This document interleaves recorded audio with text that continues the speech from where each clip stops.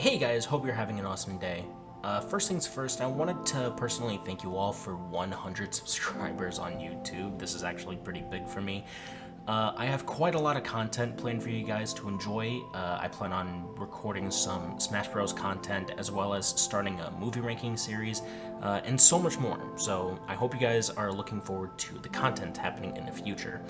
And I figured I'd be a little bit more upfront than usual and ask that if you haven't done so already, don't forget to subscribe, turn on notifications, and ring the bell so that you aren't missing out on any content.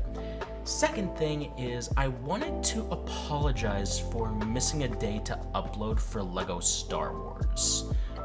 I haven't had any time to record anything up to this point in the Let's Play, and most of it is because I have been super busy with trying to balance YouTube with film school, work, and I guess life. Doing YouTube is a bit of a commitment, and it's been a bit stressful trying to keep up with, the consistency of uploading videos daily. I do hope you understand, and I plan to finish LEGO Star Wars before I move on to my next Let's Play, which you'll find out what that is in the future. With that in mind, I wanted to present to you guys something that I've already done. About a month ago, I was in a podcast with IMDL on YouTube where we talked about Eternals from the Marvel Cinematic Universe. On his channel, he has the audio podcast version of the episode. I'm here to present to you guys the webcam version of the episode. If you guys want to listen to the audio version, I'll leave a link to that episode in the description below, as well as IMDL's YouTube channel so that you guys can go subscribe to him.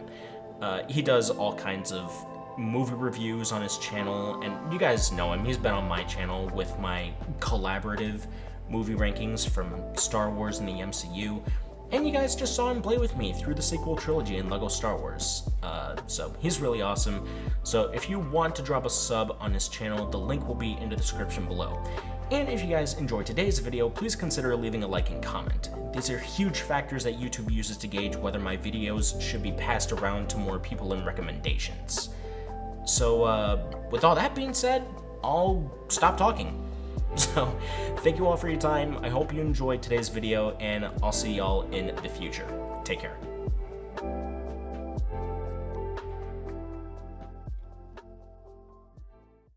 Well, what is happening, Marvel fans? Welcome back to the channel. I am Dial, and this is another edition of my podcast. If you guys are new to the channel, welcome. If you guys are new, please don't forget to leave a thumbs up and subscribe to the channel. As always, thank you guys for helping me reach 410 subscribers. Wouldn't have done it without you guys. Oh my goodness. I appreciate all of you tuning in and listening to my crazy takes on movies and such. But anyway, Most of them incorrect. You know what? Just kidding. All right, already started, huh? Okay. But anyway, we are getting back into the Marvel Cinematic Universe.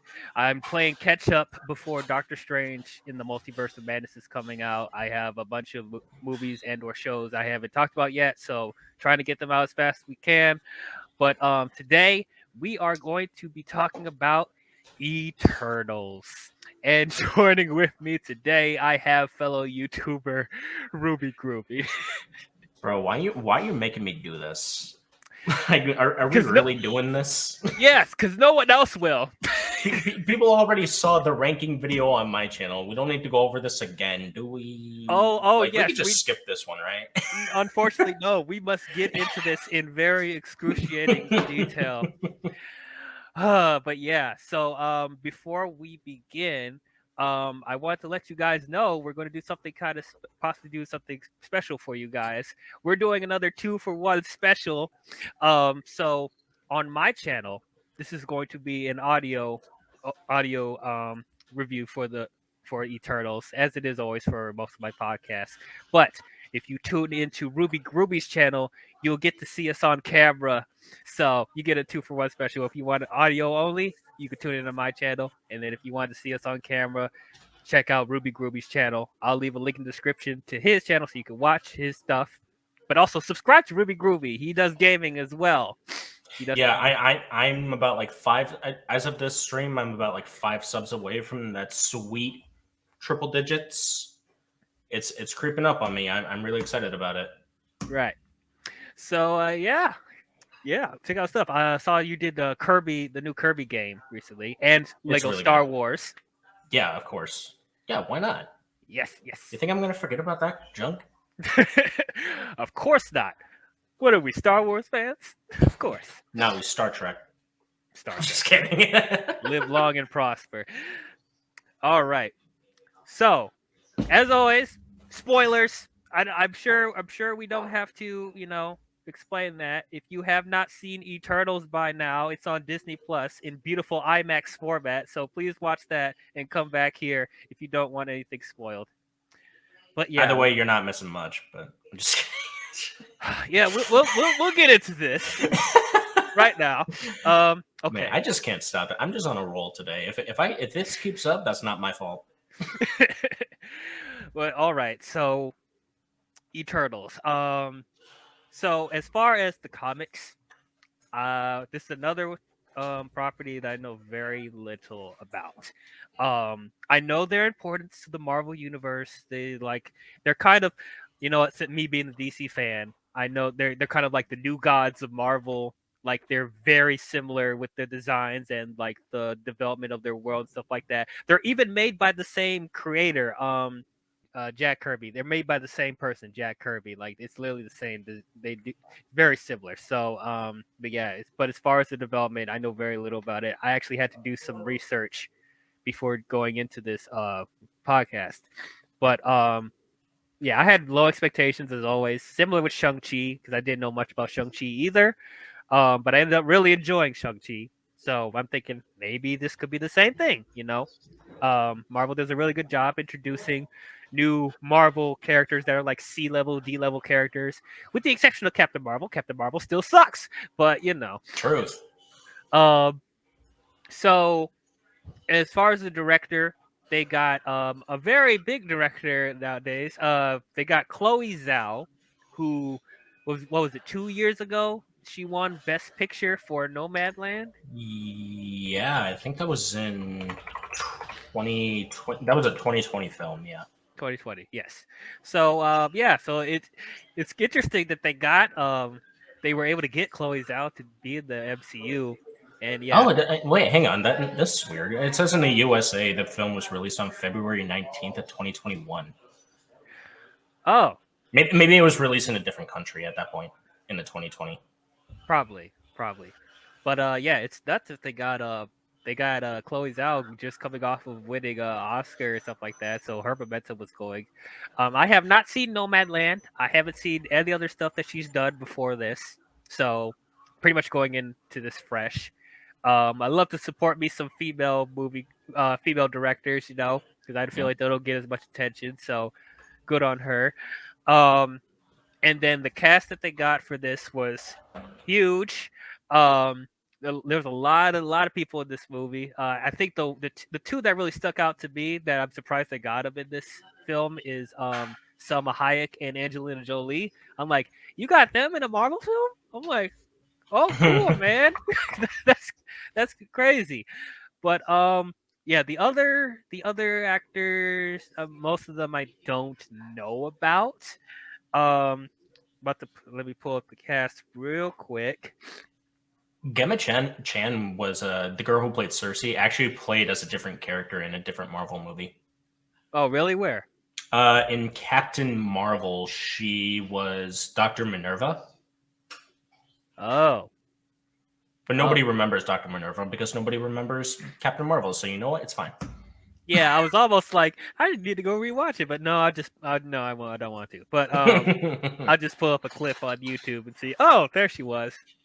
So Mhm. she did the Michelle Yeoh thing because Michelle Yeoh was in Guardians Volume 2, and then she appeared in Shang Chi. Yeah, that's right. Yeah, interesting. Um, oh yeah, Kumail Nanjiani. I'm sure I said his name wrong. I've seen him in stuff before, like lower like sitcoms and comedies He's and stuff like yeah, that. he's pretty big in like the comedy scene for all I remember. He was in Yeah. Central Intelligence. He was in Doolittle. Oh God. Rip. Uh, Ugh. he was in The Big Sick. Yeah, he's been in some pretty Men in Black International, great film. Ugh. but, Gosh. but no, he's been in a lot of stuff that I Hmm. actually didn't really know that he was in it. Right. Um. But yeah, so the cast looked really really good. The trailers looked pretty solid. It from a direction standpoint, cinematography standpoint, it did look different from what we usually get from Marvel. It's a little bit more earnest. Like the saturation is not as like high. It's like a little more muted with colors. It seemed a little bit more serious.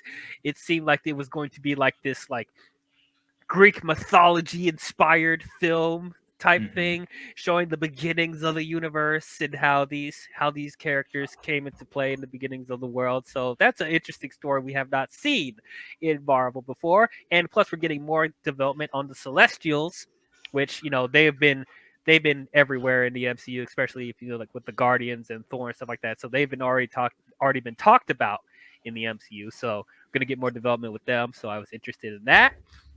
Um, but yeah, man. So this all led for this to be like a really good movie. And I heard Kevin Feige going into this film, they thought this was possibly going to be the most ambitious and maybe the best Marvel film they've ever made. So this movie came out, and that was not the case. That was not the case. If Oh boy. if we're looking at the ratings for this film, right now it has a 6.4 out of 10 on IMDb and a whopping 47% on Rotten Tomatoes. This is the lowest rating of the MCU as far as films. We're not talking about the shows. Like, we know Inhumans and Iron Fist is lower, but like as far as the films, this is the lowest of them all, and this is the only one that got a rotten score. Am I correct? Yeah, it's the only one that has a rotten score, and it's the lowest IMDb rated film of all the MCU films. Yeah, and from what I hear from the people that reviewed it, it is so split down the middle. There are people that really like this movie and think it's very ambitious, it's very different for the MCU, it's an interesting direction. And then there's other people that was like, this was such a misstep. Stuff didn't make sense. It felt weird. It was too long. Like people are so split on this movie. Mm-hmm. But yeah, so all that to say, how did I feel about it? How did DL feel about Eternals? Because I'm normally the contrarian when it comes to the MCU. Stuff that people like, I ended up not liking, or stuff that I enjoy, people don't like. How did I like it? Well, I'll say this: the first time I watched it in the theater, I really enjoyed it. I was one of those people that was like, you know what, this does feel different. This is a very unique take in the MCU that we haven't seen before. I liked how serious and earnest it was. I liked the crazy concepts with the cosmic part of the MCU, the stuff with the Celestials. Like I thought all that was really interesting, and it it wasn't afraid to be in your face as far as like the concept that they were throwing at you. So on that aspect, like that's why I really enjoyed it the first time I watched it. However, I only saw it once in the theater, which was in the theater. I had to go back and rewatch this for this review. Like Lily, I'm coming off of watching it like Lily a couple hours before going into this podcast. Second time watching it, my opinion has changed. There's a lot of things that came up that I did not notice before. Um, there's I had to take notes again for this. Because stuff just kept coming up. I'm like, wait a minute, what? Wait, that didn't wait. How's that? That happened. Wait, no, wait. How did? Okay, all right. So I know I'm blabbing a lot. So right now I'm like, Eternals is okay. It's okay. I don't hate it. Um, I can't say it's a good movie though. Um, there's just there's just so much that doesn't make sense in this movie. All right. I still appreciate the ambition of this film.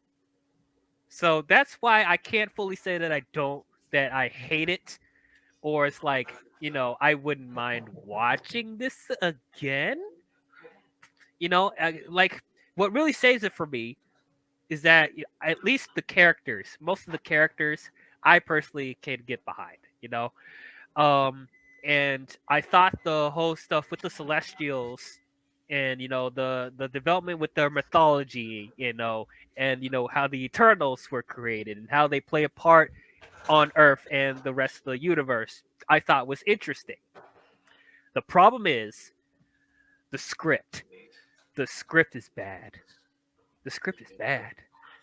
Um, so it's like, I don't know, man. It's like I'm in the middle on it. I'm in the middle on it. I don't think it's horrible, but I don't think it's good. Chloe Zhao, you swung, and I you kind of missed a little bit, but I appreciate the intention. That's how I feel about Eternals. Ruby, let's turn it to you. What did you think about this movie? Yeah, honestly, like as hard as I was on my ranking video on my YouTube channel about like a month ago, I I can agree that this is the most like ambitious of the MCU films, and they really wanted to take like risks in like going in a different direction in terms of, you know, anything that's not multiverse stuff. They want to keep up more with like the supernatural elements and like the cosmic world and all that. So you introduce all these new characters that may be thrown into this multiverse timeline at some point. I don't know. Uh, we'll have to wait until Eternals 2 because that's eventually going to happen. Uh, but I mean, I still have only seen the movie once in the theaters, and I haven't revisited it. I haven't revisited it ever since. I do plan on seeing it after this podcast, though, because I was planning on seeing it over the weekend. It's just I wasn't feeling all that well for whatever reason. But so I'm only going off of my knowledge from when I've seen it in the movies, in the theaters once. And the one time that I saw it in the theaters, I love the cinematography and I love the aesthetic and the look of this movie. Visually, I want to marry the cinematographer. Whoever was the cinematographer for this film, I'm pretty sure they did Rogue One, if I'm not mistaken. I'm gonna look that up right now. But yeah, dude, the cinematography for that film, Ben Davis was the cinematographer for Eternals. Oh, that Did he makes do sense. Rogue One as well? Yeah, it makes sense if he did Rogue One. Oh no, it was Greg Fraser for Rogue One. Oh, Greg Fraser. Greg Fraser did sorry, I'm going off track a little bit, but he did he did Batman. That looked really good. But no, Batman 89? no, Batman 2022. 2022. Okay, because you got to be specific, because there's a Yeah, movie I called know. Batman and there's a movie called The Batman. It's like, yeah. Yeah, Robert Pattinson, the The Batman. Batman. Okay, cool. But yeah, whoever the cinematographer for Eternals definitely needs like a pay rate and a half, because like this movie, that's like one of the only great things that I can give to this movie, other than its ambition, is that like everything looks good and everything looks like naturally like well lit. It doesn't look like you said, it doesn't look overly saturated. It doesn't look like very popish, but it's still pleasing to the eye. It doesn't make you feel like you're getting a headache after watching it. Uh, Now the casting I can get behind. Like the Game of Thrones casting, the Kit Harington. I'm good with him being MCU. Angelina Jolie. I mean, she was bound to be in the MCU at some point. I mean, let's be real here. It was bound to happen. Mm-hmm. And even some new faces in the MCU, like Lauren Ridloff, who did Makari. she was a big standout in this film, and she didn't even need to say anything. Oh yeah, she's deaf, right? Yeah, she's the deaf one, the Mhm. deaf Flash character. Yeah. Yeah, she was really good. I loved her. Mm. And then who played? I just need to keep up my Eternals like page up. But who played Gilgamesh? I really liked him as well. Let's see, Don Lee. Yeah. Yeah, he was really good, and I liked his chemistry with Angelina Jolie. I think their two characters, along with Makari and Fastos, were probably like the big standouts for me. As like, yeah, this movie could be like pretty good. Mm-hmm. Everything else about it, though, just felt like complete. Everything else, it just threw like completely out of the window for me because like the romance between Icarus and Cersei felt completely forced. Like, let's not try to dance around the topic. It felt forced, and it was forced. Salma Hayek's character, Ajak, I can't. I don't understand her motivation. I just don't understand the writing for this character. And Sprite is a character. Oh God, Sprite. Sprite is a character. Is she a character? Is she? Like, the more I watch, like, all these, like, the more bad characters I watch, I'm like, oh no. I think we might have a debate to decide Uh-oh. who's the worst Eternal of this group. We might have a debate, but Sprite. Sprite is the worst. She's in the running, definitely. She's like the biggest nominee if she's not. Yeah. She's like the runner-up. Yeah, it's like, God. But I also might be in the minority because I still don't like Druig or Kingo in this film. I feel like, at least Kingo's like charisma exists in this film, but I just can't get behind why he just decided, I'm just gonna pass on this final battle. I gotta take my director home. He can't just take the bus. Yeah. Yeah, like what? You have powers that could literally end this final battle in 5 minutes. Pew pew pew pew pew pew pew pew pew pew pew pew pew pew. And I still don't understand Druig's reasoning to hate everyone. Like, I understand that like they should be doing more with their powers, but like, does he need to feel lonely for that? We'll get into that because is that what leads him to being lonely? Is that like, there's so many flaws within this character, which I want to like him, but like he doesn't do well, and neither does the actor. I don't like this actor, by the way. Oh, you don't? I don't like how he portrays his character. I just don't think he fits well in this film. And the fact that he's playing Joker, from what I hear from a rumor in the Batman, makes me cringe. Oh, it's not a rumor. He is, because there's a deleted scene of him. Yeah, that makes me cringe because he was at the end of the film Batman, and it was like one of the bad things about that film because that's not Joker. It may be a darker side of Joker, but it's like, yeah, that's not enough Joker for me to say that that's Joker. I mean, to be fair, Matt Reeves did say that he's not like actually Joker yet. This is pre-Joker.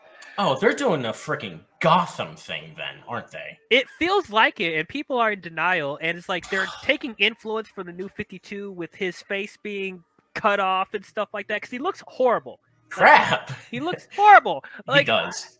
I don't understand it. I'm glad I'm not the only one, because like when I saw that deleted scene of him that came out recently, I'm like, no, I can't. No, I'm not going to take a kid that falls in love with someone else and then they end up dying, so then that person ends up becoming the Joker. Like, I'm not falling for this storyline again. Anyway, back to Eternals. But yeah, back to Eternals. So yeah, I wasn't a fan of like half of the Eternals cast. I just think that either they didn't get enough time or they got too much time, which is also a bad thing, because when you give a character too much time to try and develop and try to say who they are in a film, you get annoyed by them. You have 10 other characters. You have 10 characters that we need to go through, and you're so hyper focused on one or two characters throughout the entire movie that it just makes all of the other Eternals just non-existent.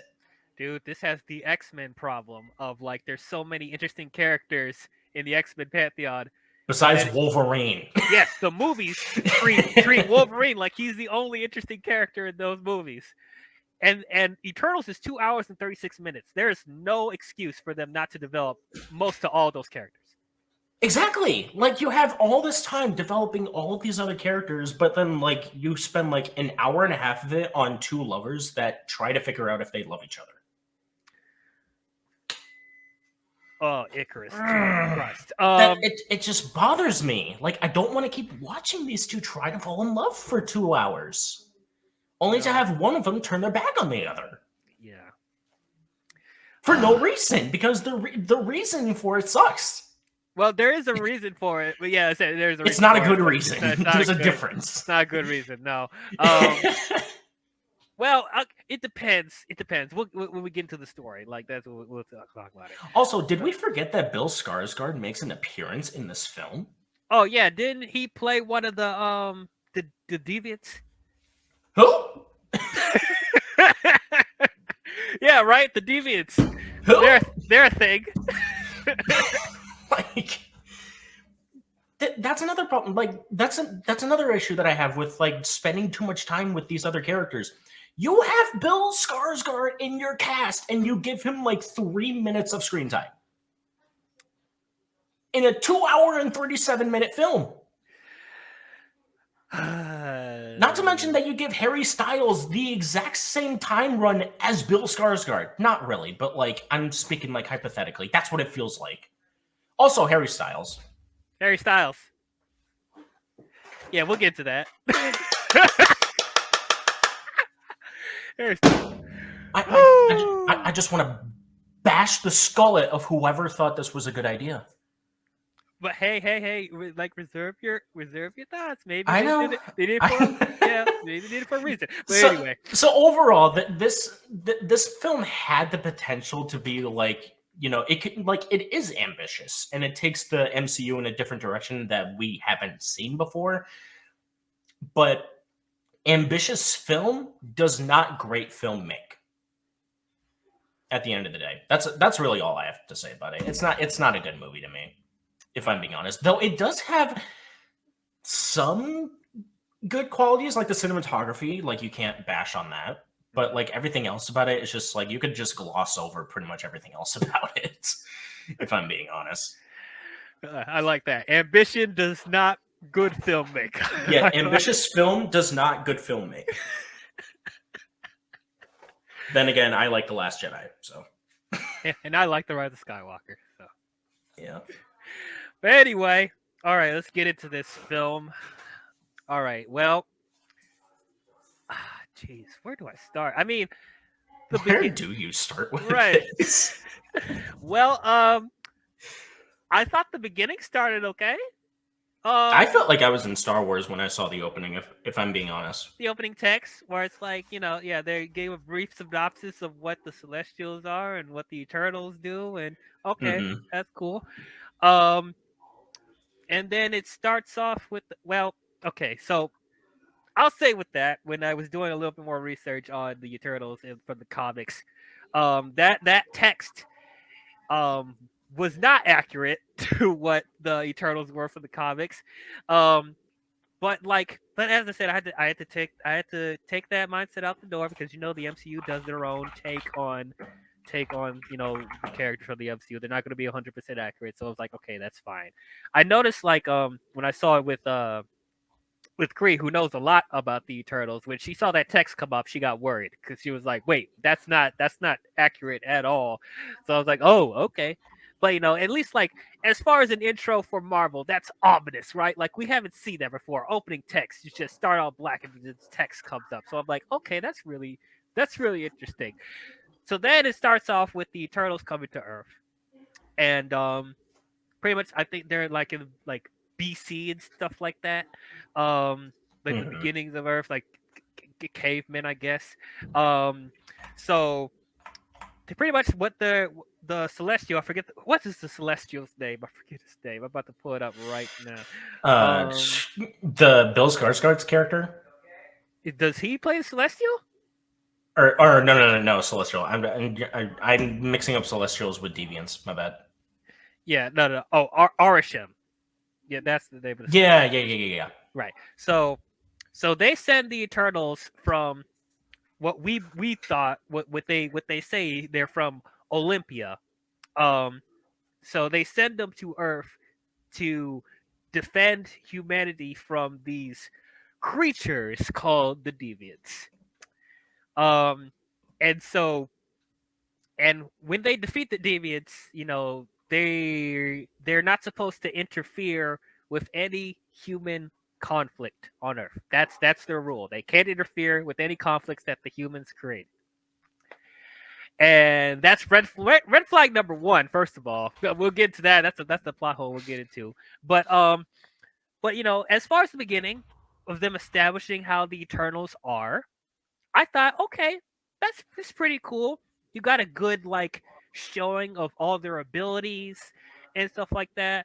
And I'm thinking, okay, this is interesting. If the whole movie was like this, we might get a really solid film. And there's my issue. Um, the whole conflict with them in present day is a problem. Is a really big problem Yeah. because it goes back to it doesn't just come to this film. It's like from the previous movies and shows, they keep establishing different higher beings that watches over reality and different worlds and universe stuff like that. And they're never consistent. Let me go down the list of higher power beings they established in the MCU that are quote unquote supposed to run or watch over different multiverses and realities, right? You have the TVA, you have the Watchers, you have the Celestials, you have pretty soon in Multiverse of Madness, we have the Illuminati, we have Odin, we have The ancient the Ancient one. One, the Ancient Yeah. One. Yes, like, we have the like Ancient I'm, One. I'm only thinking like Doctor Strange, and I'm like, no, that's not right. It's the ancient one. Whoever's the Sorcerer Supreme, but yes, Ancient One. Yes, none of these make sense with each other. They're all in the same universe.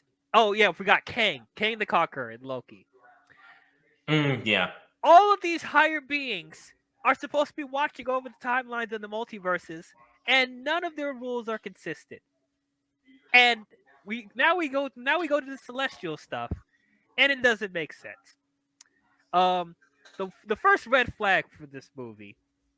I'm gonna try and bring up positives, but it's gonna be hard because there's a lot of other things that happen. Normally I start with let me talk about the positives of this movie, but no, I have to. We have to get to these. We have to get to the gripes.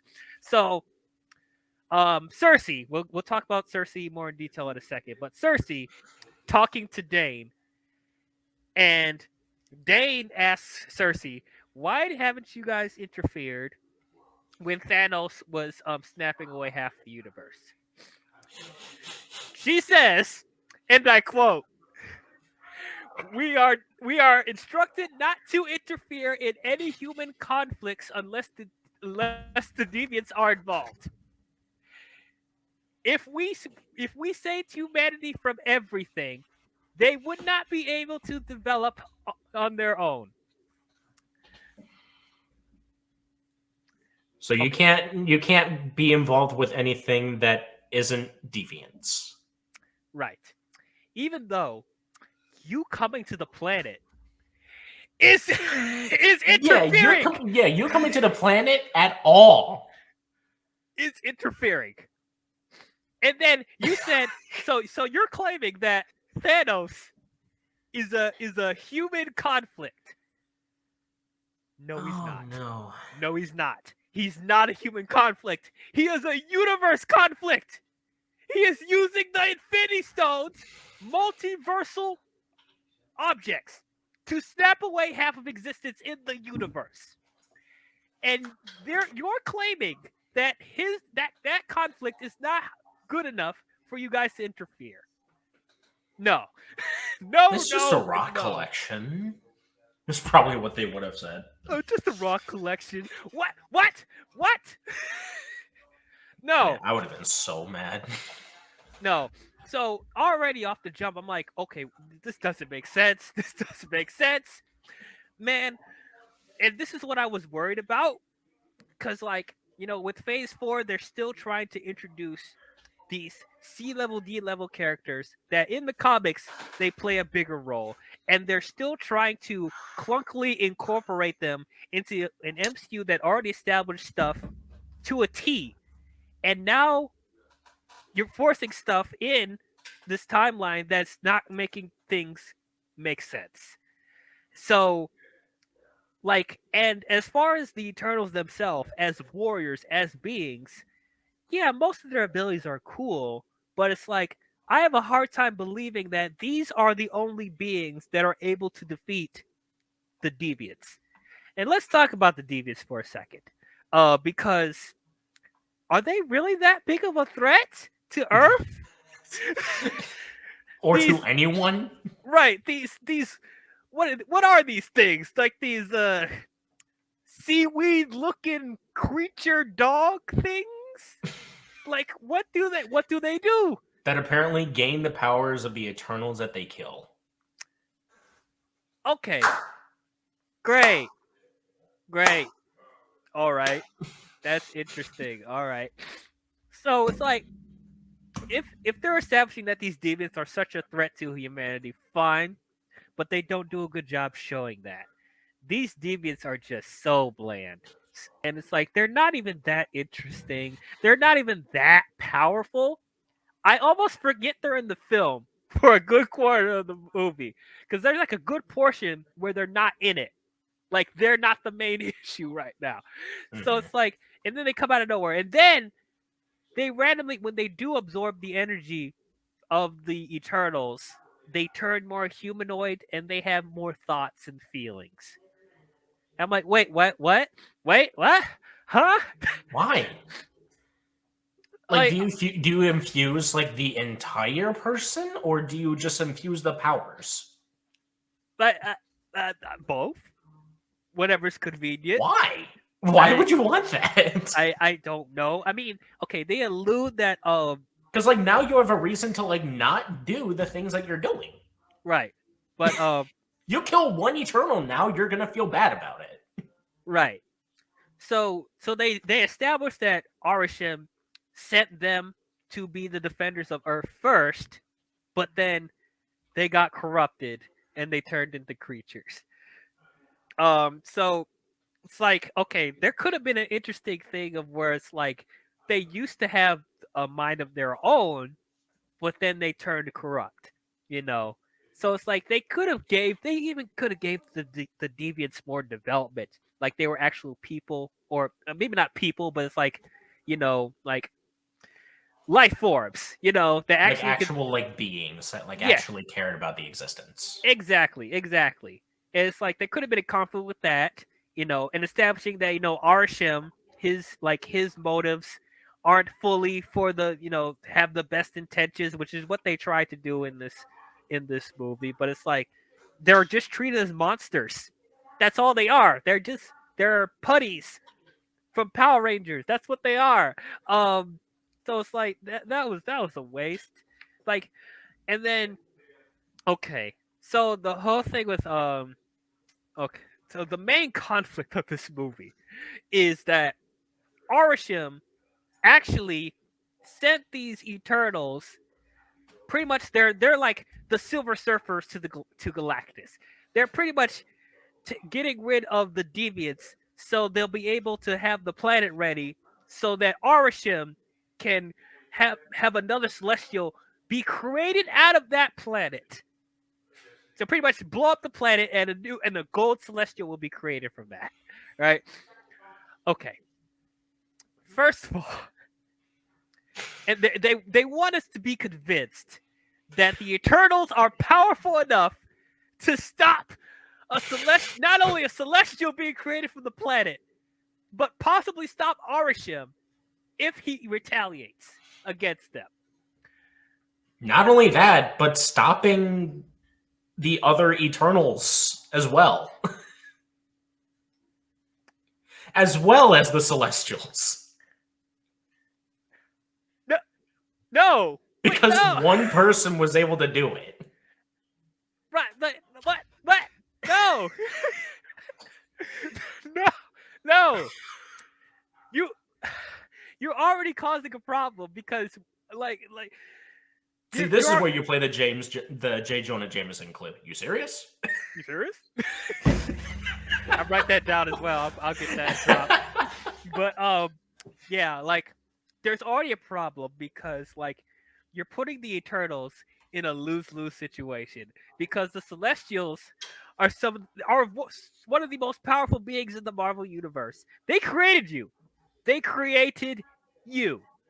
Oh, it also turns out that they don't come from the planet of Olympia. Olympia was a lie.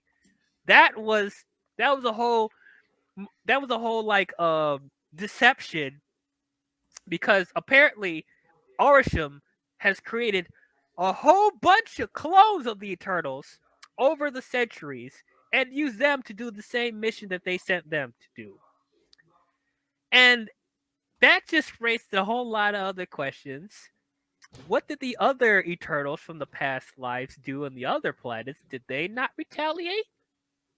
Because the reason that Orisham created the Eternals is because the Deviants didn't work very well. So they wanted to create Eternals that like had a little bit more of a soul, that had a little bit more of a mind of their, like more like a humanoid beings, I guess, to not make them as savage as the Deviants, so that problem wouldn't happen again, right?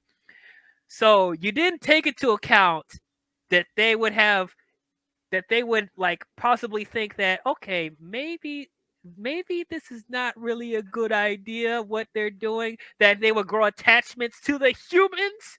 You didn't take that to account because you set them to watch over humanity and see how they evolve, right? And you're expecting them not to grow attachment to humans at all, even though they're humanoids, they have emotions. And what what what And they were just like sent down as humans. right. Right. And it's like, why would you do that? Why? Why would you do that, Arshem? Why would you do that? Why don't you just send robots or like android alien things? I don't know. Oh, Why because would we already tried that and it didn't work. I'm just saying. I guess I'm just like can't Arasham destroy the deviants himself? Nah, he's too busy with all this other crap. That's another Probably. question. He's such a powerful being. Should he be able to get rid of the deviants himself? He created them. He created them. And you're telling me you can't take 5 seconds to destroy them. You need to send Eternals to do that. No. No. No. No. No. If anything, it sounds like Orisham has like the same powers as Thanos, except like he could like snap his fingers without even needing stones. Idiot. He could do things with like the twist of his head without even needing like any other assistance, but then just does nothing. Nothing. And then you can't give the excuse of I'm like a watcher. I can't interfere. No. You can't use that because you already interfered. You sent these Eternals to Earth. I was gonna say, nope. You sent these individuals down to Earth. Your will. And it's like, here's my problem. Okay. Dumbass. Dude, so dumb. It's like, okay. So, getting all that out of the way, like, I think this story could have worked a lot better if this was just a period piece. If we just saw the Eternals in BC, like all the flashbacks that they showed in the film, that was some of the best parts of the movie. Actually seeing them fight the deviants, them actually like helping to, develop some of humanity, even though they're not supposed to do that, but they do anyway. That stuff, like I at least thought was interesting. And by doing this, you don't run into the problem of the present day stuff where you're trying to connect things to the current Marvel stuff that's already established. Like they don't have to address the Thanos stuff or the other the other super threats that happened, post Iron Man. If they were just like back in BC, where there are no superheroes, there are no supervillains established there yet, they could have their own story, and and it's like things won't be as convoluted. I wish the whole movie was focused in BC. Um, and then it's like I really wish that the stuff with Orisham creating the Eternals, like that just raised more questions as well. Um, I just wish that they actually came from Olympia. They actually had a planet, and the Celestials sent them specifically on a mission. You know, I think that would have helped to make things not as convoluted either, because then revealing that Olympia was a lie, and then they just created these clones throughout the centuries, and all the other clones had no problem with them terraforming the Earth and making more Celestials, but this planet specifically had a problem. And you can't give me the excuse of, oh, the other planets aren't as evolved as humanity, so it's like they didn't run into these problems before. Nope, you can't say that because they establish in the other movies that there are other planets that have evolved life and civilizations, and they That didn't have have been terrorized. that have been terrorized, and they didn't run into the same problem then. But now you're saying that Earth is so special. There's something special about this planet that they're having an issue with it now. So no. It's called Twitter. Twitter. Yeah. Wokeness. We're dealing with that all day. But The new land of Elon Musk. Right.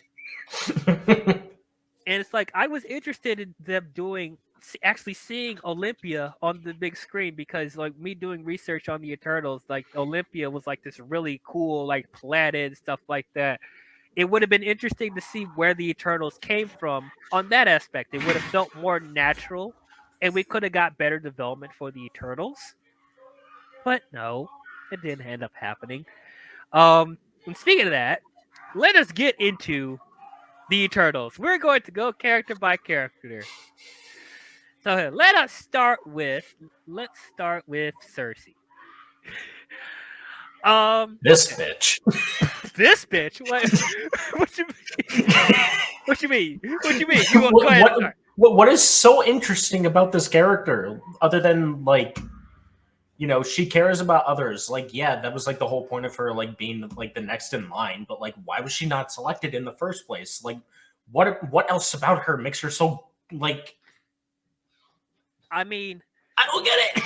What does she do? What are her powers, first of all? Because I forgot what she does. oh, she's able to manipulate matter. So she can turn she could turn stuff into dust. She could turn things into water and ice, and there was one time she turned something into butterflies. So she's able to that she manipulates matter. That's what she does. Ajax saw Cersei and said, "You don't fight? All right, you're the next in line. You're the next leader." Like, okay, so the whole point is that the Eternals are warriors. Yeah, warriors. And two of them don't do anything. Well, okay, granted. Okay, so this is why I feel like they should have, when I said that this should have been more like a Greek mythology type of story. Like these are stuff that I would see the powers from gods, like the goddess of war or the goddess of all this other stuff. Like some powers are better than others, so it's like I almost took it on that aspect. So it's like, and let me say this, like the matter manipulation is not a bad power. It's not. It's just the way that they chose to show off her powers kind of sucked. Yeah, the way that they executed it, it's just like that. It just seems like her matter manipulation stuff just like does not. It just doesn't seem impactful. Right. Yeah. And yeah. also, like, matter manipulation is what stops a celestial from consuming a planet. It turns the celestial into ice. To a yeah. iceberg. Okay. Yeah. Okay. Yeah, you go ahead with that. Sure. Okay. So I'll say Let's this. cheat our way to winning a final battle. I mean, yeah, I'll say the final battle was kind of bullshit, but we'll Yeah. get into that. Yeah. Anyway, I'm jumping the gun. Yeah. Well, Cersei herself, I liked her. I thought she was nice. She was charming. She was charming. I would guess she's like the straight woman of this movie. Um, I'll say like on the grand scheme of things, she's probably not the best choice to be the leader of the Eternals. But I'll be real with you, I wouldn't give it to any of the. I wouldn't give it to any of the other Eternals. Because all I the other Eternals suck. Yeah, or they're just not fit to be leaders. Because like there's a handful of them that we really liked, but we don't see them as like leaders. But yeah, the other ones suck. So it's like you got to pick the best one out of the bunch, and yeah, Cersei, I guess, could be the leader. I guess. And before anybody starts saying that Kingo could have been the leader, he can't even run his own damn show. Okay, wait a minute. Who thinks that Kingo? I don't know. There's gonna be some person out there saying, Kingo would have been a great leader. No, the hell. I would love somebody. No. If somebody believes that, please comment down below. Why do you think Kingo would have been a great choice to be the leader? If somebody actually thinks that, I want to know why. They're gonna say because he's funny. But anyway, back to Cersei. The problem with Cersei is, as you said, she's just so reluctant to do anything in this movie. She's so timid. She's so scared. And it's okay to be reluctant at first, but like there was never a moment in the movie where it's like she took charge of everything, or it's like, she had a brave moment, she acted everything out like she was scared of everything, so it's like she'll be a leader if she's put in a corner. That's what it feels like with her character. So it's like, and there could have been something really interesting with her, of her developing or trying to learn how to be a leader. That could have been a really cool dynamic they could have gave to her. But like, she's just acted timid the whole time. And it's like, I don't blame the actress. I think the actress did the best of what she was given. And I still think she's likable and charming. But yeah, I just not the best leader, not the best. Yeah, she's like, the actress makes the character believable, and like she can be believable in a movie. It's just the character just cannot, like, the character just can't, like, I don't know. Like, I mean, I know she's a woman, but show some balls. Come on now, just a little bit. Stop running. Stop running. Stop like, but I can't do this. I can't do this. I don't know how to do this. I don't know. What? Yeah, neither can anybody else, but they were able to do it. So you can do it too, because you're the main character. Right. Okay. Let's go to Ajak, played by Selma Hayek. I did not expect for Marvel to give Selma this big of a role. I will say that she sold for the material that she was given. She sold being, the first leader of the Eternals. Like, I didn't feel like she was out of place. But as you said earlier, her motivations does not seem consistent. It doesn't. So once again, we run into the problem that the Eternals have feelings. We have feelings, but you're supposed to be this, this cold leader that's supposed to follow everything that Arishem does. But you grow attachment to the humans. And then you do the irresponsible thing of letting the Eternals go off and have their own lives. No, and no. And then I ask again, because there are other versions of Ajak before this one, and they didn't run into this issue before. Why does it happen now? And then her abilities are, she's a telepath and she can heal people. Great. Great. Because we need a Mercy from Overwatch on this team. I have no idea what that is, but I'm sure people that play that Mercy's like one of the characters in Overwatch that can like heal like their teammates. Okay. It's like a support character. Right. So here's another thing. It's not that the abilities suck, because we've seen really cool telepaths and healers before. Right. But the way she is using these powers in the movie is very forgettable. I forget that she heals. Like when she dies, I just forget that she even like heals. And not to mention, like if she can heal, can't she? Why can't she heal herself?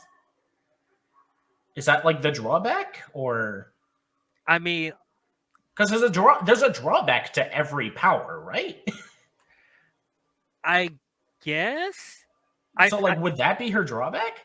I mean, if like, because she was getting mobbed by the deviants. I don't think she would have time to heal herself. You know, when she's like in the process of dying, like she doesn't have enough energy to. Yeah, but like she could put up like a healing shield or something, right?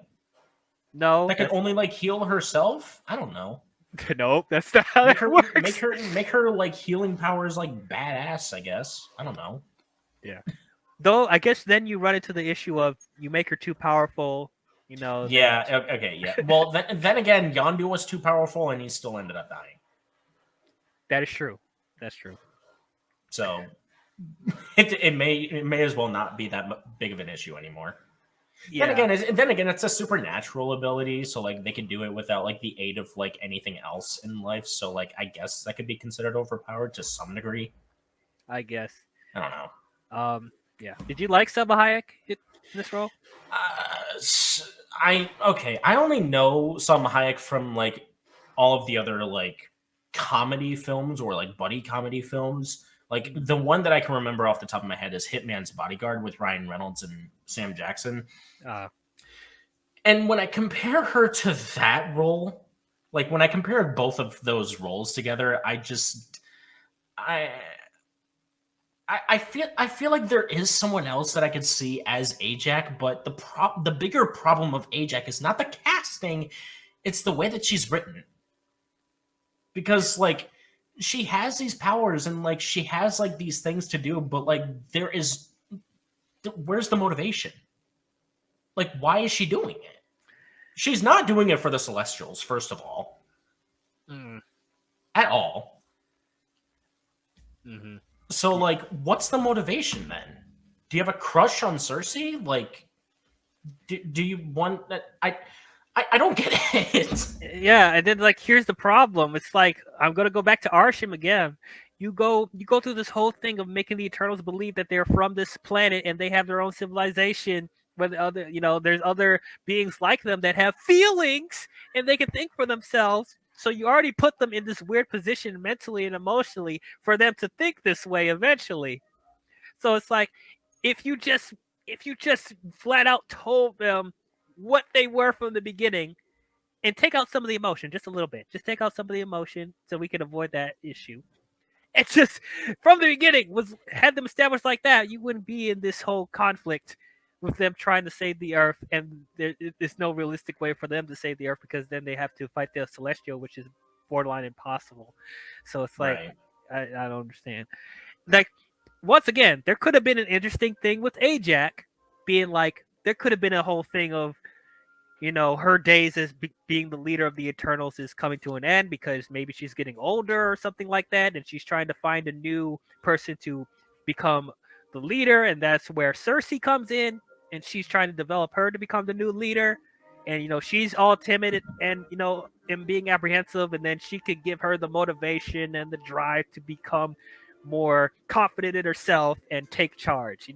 That could it's like maybe like Ajax sees herself in Cersei or something. She gives like a wise message to Cersei as like a super like a kind of like a I don't want to say Force Ghost, but like a Force Ghost type of being where like she enters Cersei's mind or whatever as like this like I guess celestial being because reasons.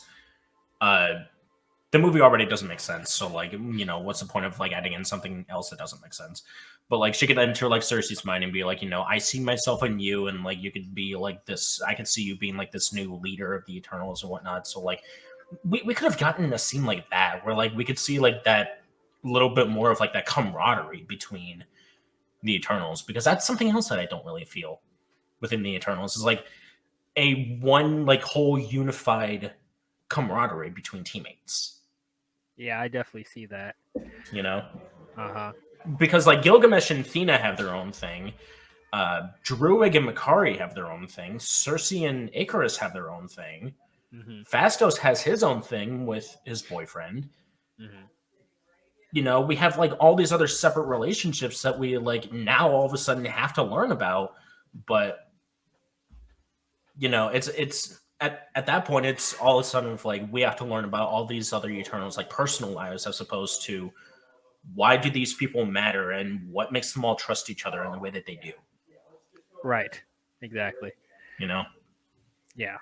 And then I guess it's probably a nitpicking thing. I don't know if it is a nitpicking thing, but it's just like if Ajax is the leader of the Eternals, I think she should have like, I think she should be the most powerful of them. Don't you think? Now I know the comic people are about to be like, no, which you is can't. which is why I say, why does she only heal? She only Like heals. I get that that's a powerful power, but like, why is that the only thing you could do if you're the leader? I mean, she's a telepath as well, but they don't really show They it don't that show much. that.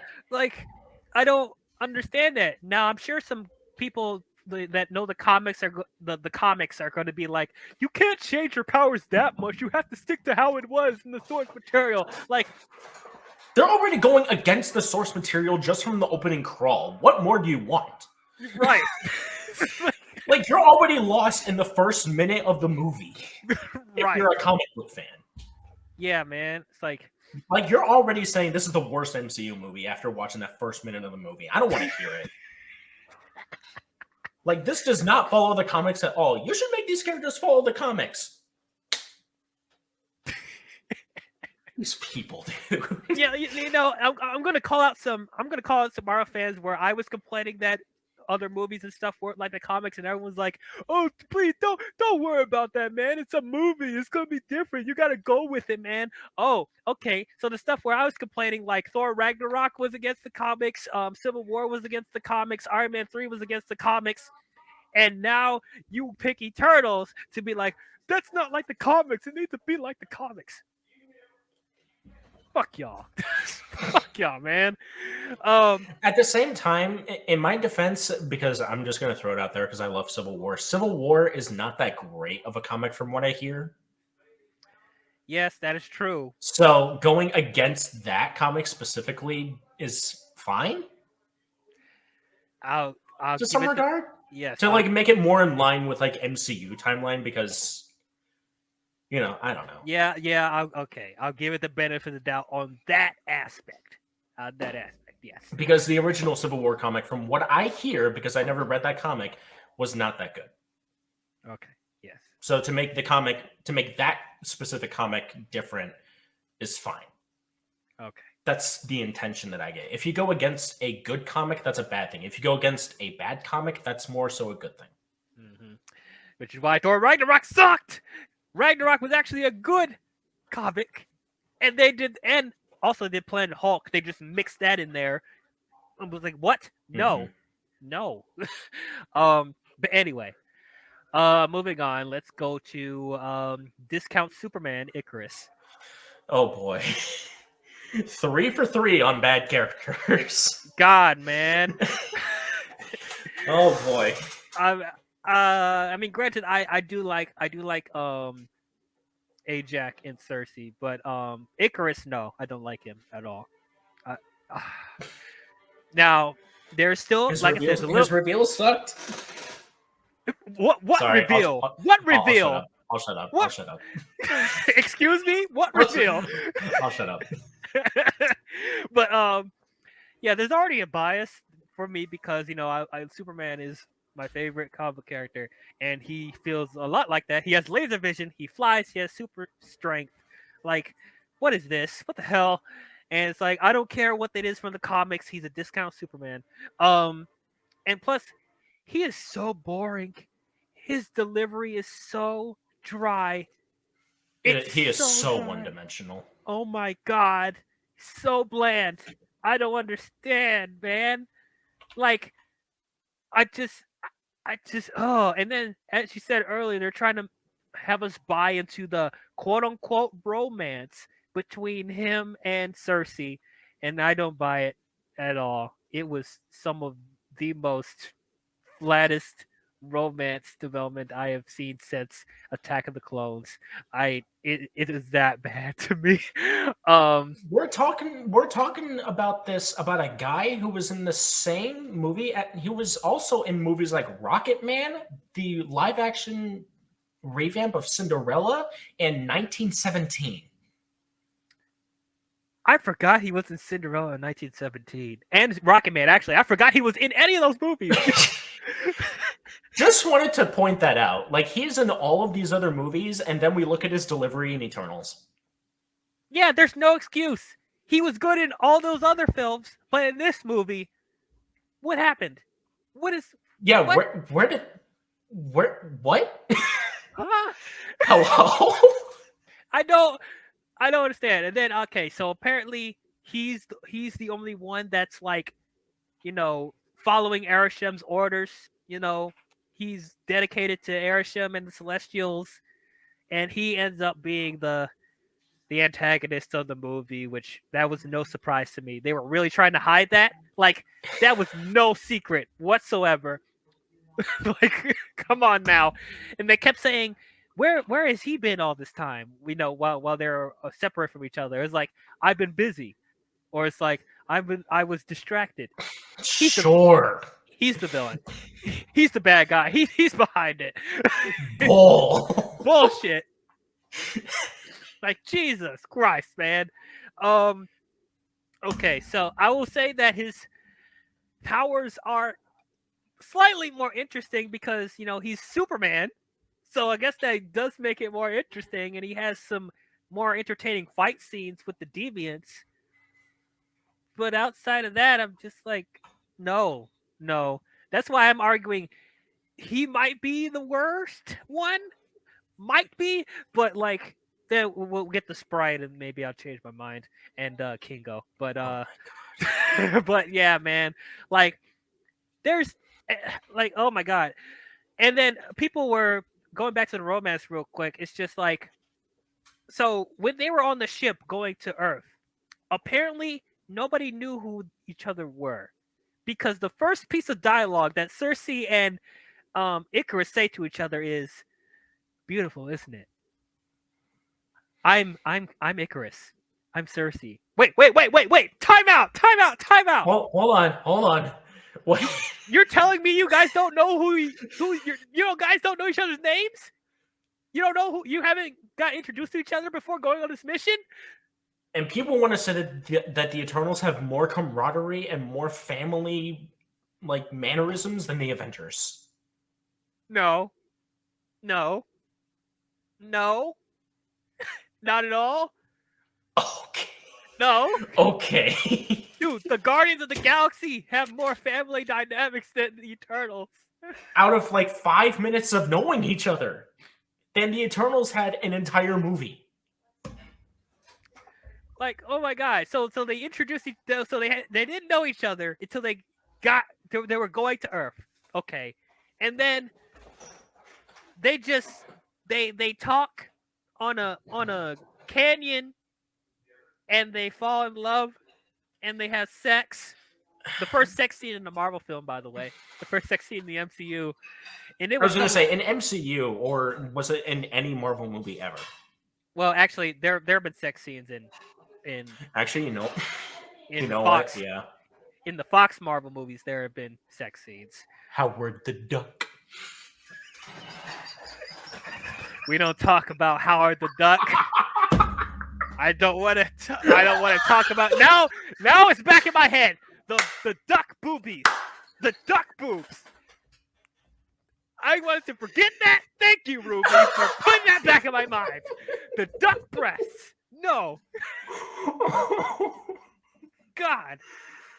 So it's not the first one in a Marvel movie, but the first one in the MCU In for the sure. MCU, yes.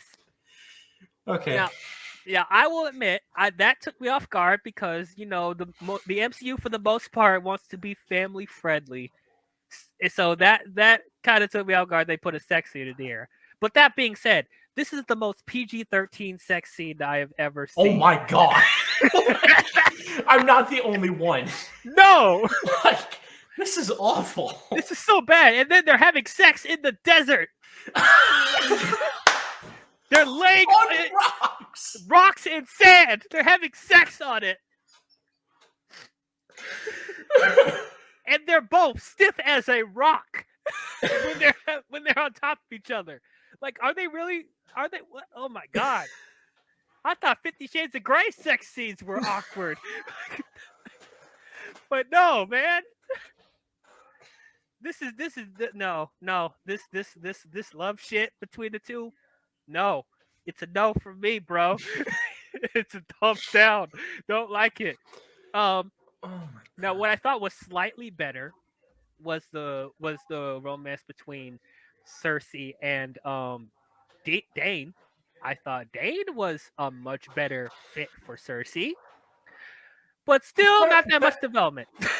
Yeah, I was gonna say better fit being the operative word, but like it's still better than Icarus. Yeah, man, that was At bad. least Dane is a nice guy, Right, and he's not a human being. human being. He has emotions. He reacts normally. There's actually some cute scenes between him and Cersei. Like, they have And some he's nice... playing the character as he's supposed to be portrayed. Right. Not dislikable. Mm-hmm. But yeah, I liked Dane. He's also from Game of Thrones. So Wait, who else from Eternals was in Game of Thrones? Okay, so Icarus, Dane, let me see. Wait, Richard Madden was in Game of Thrones? Yes, I think so. Oh no. Oh no. Oh no. I hate Icarus even more now. Oh no. Yeah, so all these other projects where he's really good, including Game of Thrones, he comes into Eternals and oh god, yeah, you really did this guy dirty. Dirty. Oh dirty, no. Dirty. So as far as I want to talk about Dane real quick. They do allude to something bigger with his character going forward. Yes. But we don't get that till the end of the movie, which is a shame. That's fine because it's supposed to be more of an Eternals movie, and like, you know, so the setup, like for it to be like an end credit scene for like his setup for like the next Blade film, I was fine with it, you know, and how they played it off, I guess, was like good. Yeah. You know, right. I mean, there was already a lot going on in this movie, so you probably didn't have. I was gonna say, like, everyone's already like lost their minds over this film for the wrong reason anyway. So, yep. You know. So with Icarus, like, once again, I'm gonna keep iterating stuff they could have done better with these characters. Like, this could have been an interesting thing with Icarus, since he seems kind of cold and distant and doesn't have a lot of humanity as much as the other Eternals. There could have been an interesting development with him trying to figure out his humanity and him learning to love and stuff like that. And Cersei could bring that out of him a little bit. Or if you wanted to keep him stoic, there could have been an interesting love triangle between Icarus, Cersei, and Dane that they could have done, because they were alluding to that in the beginning of the movie, but they don't go anywhere with it. But no, they don't do that at all. So yeah. Because Cersei is just afraid of everything, and Icarus is just as hard as a rock. Yeah. And then Dane's trying to get answers, but nobody's telling him anything. I was gonna say, like, Dane is literally being portrayed as the actor on set, like trying to get answers out of what is happening in the movie. Yeah, like, what is my purpose? Yeah, this is not a character. This is actually him in real life. Like, I was gonna say, this is Kit Harington, the character. Right. This is him going to Chloe's out, and being like, "Okay, what's going on? What's going on?" And then Chloe's like, "Don't worry about it. We're good. you'll figure it out. You'll figure it out. You'll figure it out." But no. But anyway, moving on. Okay, let's just get this bitch out the way, Sprite. uh, man, this broad. I swear to God. No. No. No, we're done. No. Yeah. She sucks. Moving on. Let's go to. Yep. But no, Sprite was so bad. It was so bad. And I don't like picking on child actors. I really don't, because like child actors have come a long way since the 80s and the 90s, where they were really bad. It's not child actors. It's child characters. The actress was okay. Okay. The actress was fine. Okay. The character she portrayed was crap. Was horrendous. So her motivation. Okay, let's get her abilities out the way first. Actually, she's Loki. That's what. Yeah, she can morph herself into another being. Yep, and then she could do like holograms and like manipulate manipulate reality to like make it seem like stuff is there when it's actually not. That's literally Loki. And so her whole thing is that for some reason, they never explain this, but for some reason, Erishim made her a child, and she can never age. Unless she decides not to be an Eternal, which apparently is a thing. Yes. So if they're able to get the little gold orb thing and harness the power of that, and all the other Eternals use their powers together for a short period of time, they're able to take away Sprite's powers at the end. Which, not the most ridiculous thing ever, but the way it is written is dumb. Yeah, that itself is a unique idea. Like when Sprite said, why am I chosen to be an Eternal? Like okay, so there's some actual conflict between this character. They just suddenly end her Eternal's life in a matter of 5 seconds. Okay. Yeah, we got you. No problems. Right. Which, I mean, I'm glad, because I don't want to see her again. I don't want to see her again. Oh, I'm okay with seeing her again. It's just, I'm okay with seeing her not as an Eternal and not as a kid. Yeah. Trying to fall in love with a 40-year-old man, which I'm not going to let go. I mean, granted, she's technically an adult in a kid's body, but even still, that does not count. That doesn't count. Yeah, you're still gonna. It's still weird.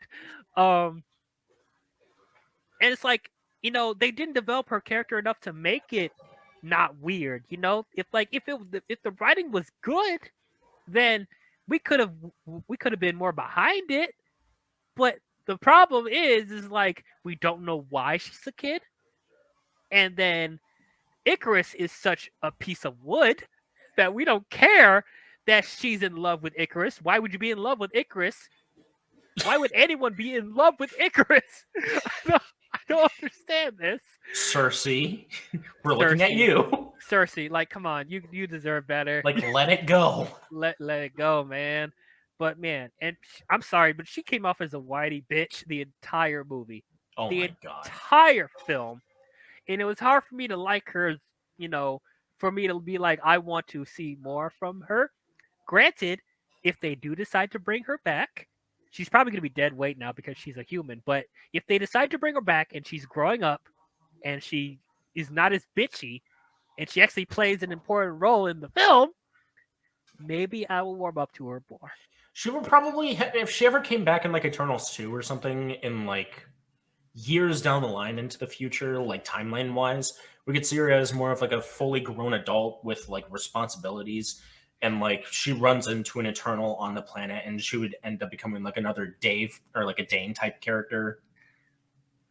Maybe where she could do more things for the Eternals than Dane did. But was it Dane or Dave? I keep forgetting. Dane. It's Dane. Okay. Yeah. But yeah, if she was more useful as an Earth Realm character to help Eternals, that would make her better without making her bitchy. True. She's So worse than Captain Marvel for me, honestly. honestly, yes, at least Captain Marvel is more productive and useful. Yeah, she actually like does things and like isn't whiny about it. Yeah, And like she can have charisma, if I'm being honest. she can. She can.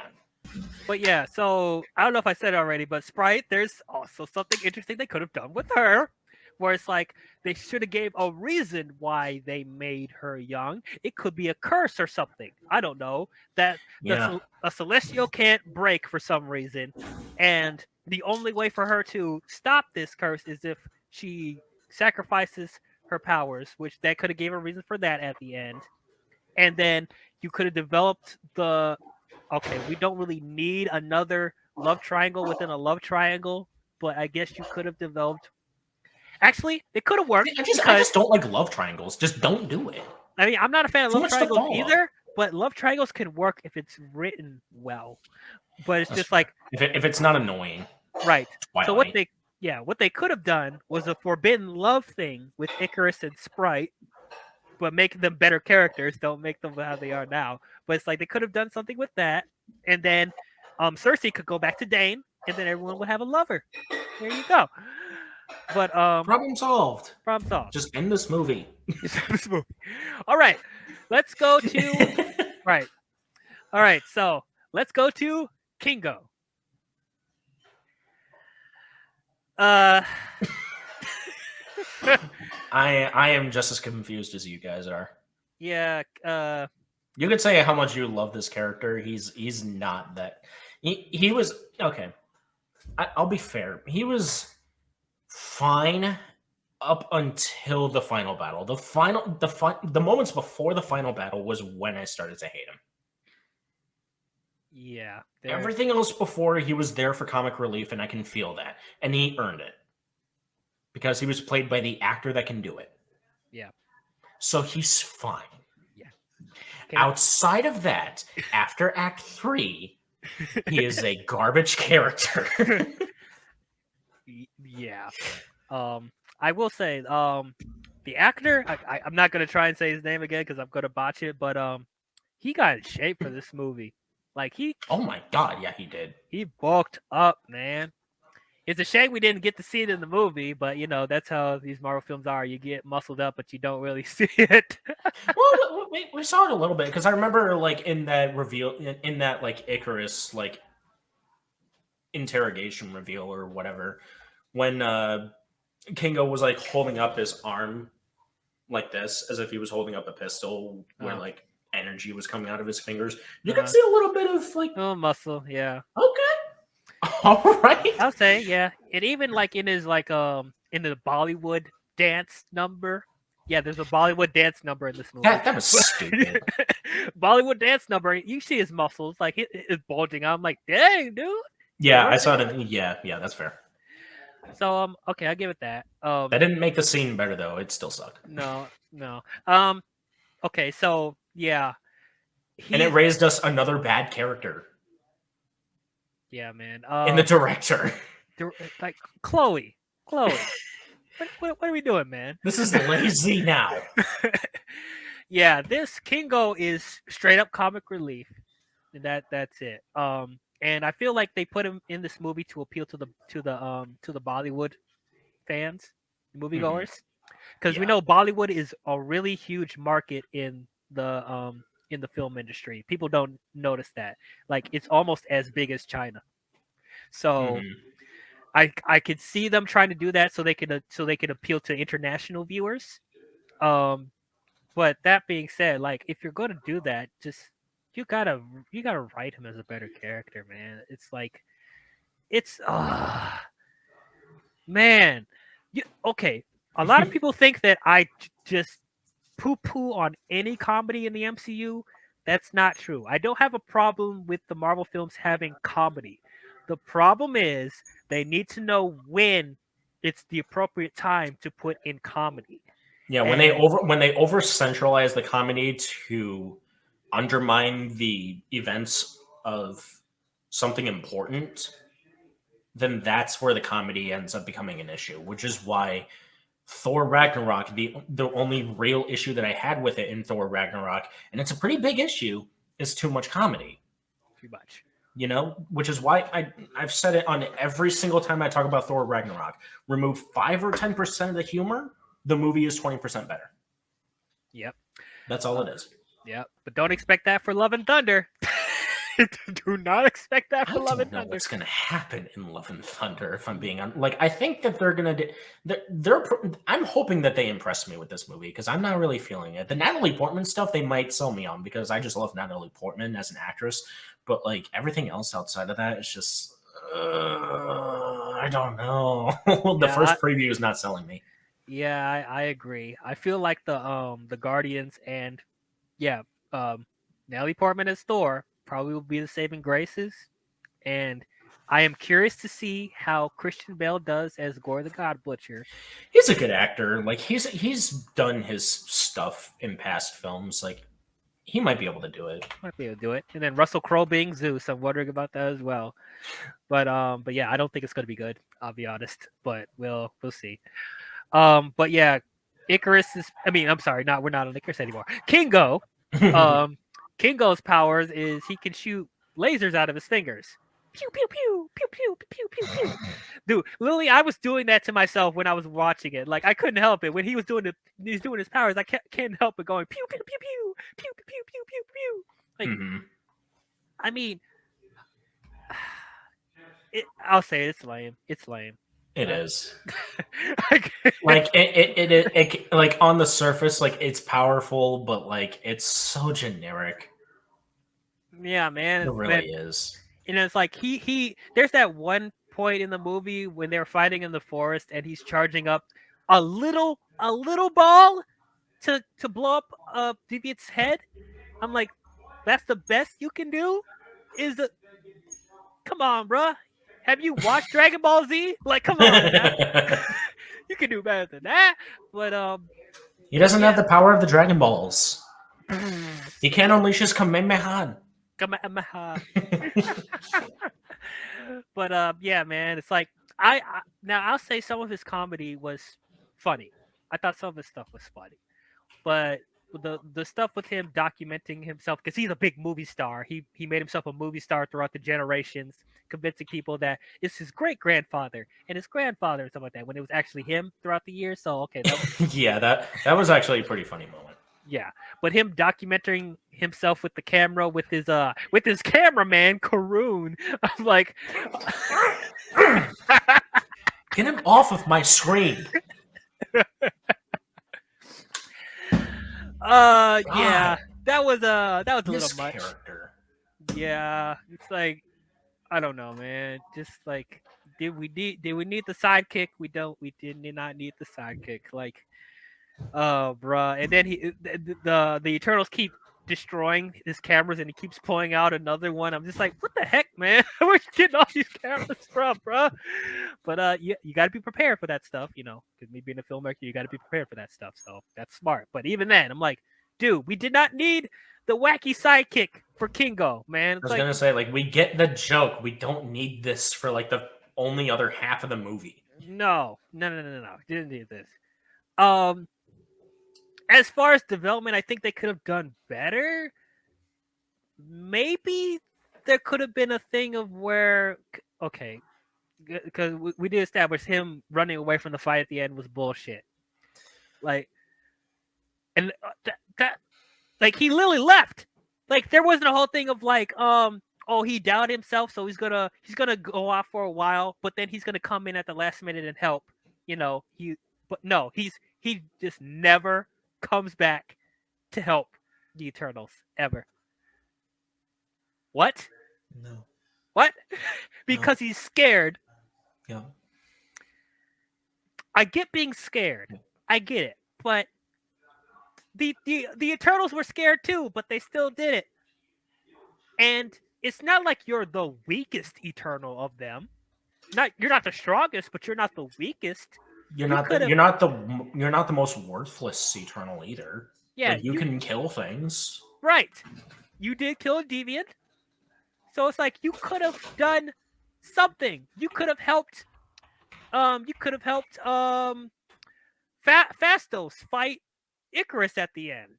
You know, or fought alongside Makari or something. But no, you ran away. And then they had the balls to have him show up at the conclusion of the film. No. And he's all talking about like we sacrificed everything. Bitch, what did you do? What do you mean? We sacrificed everything? No. We. You didn't sacrifice shit. Like, what did you do? You sacrificed your Bollywood movie not being made. That's all you did. That's all you did.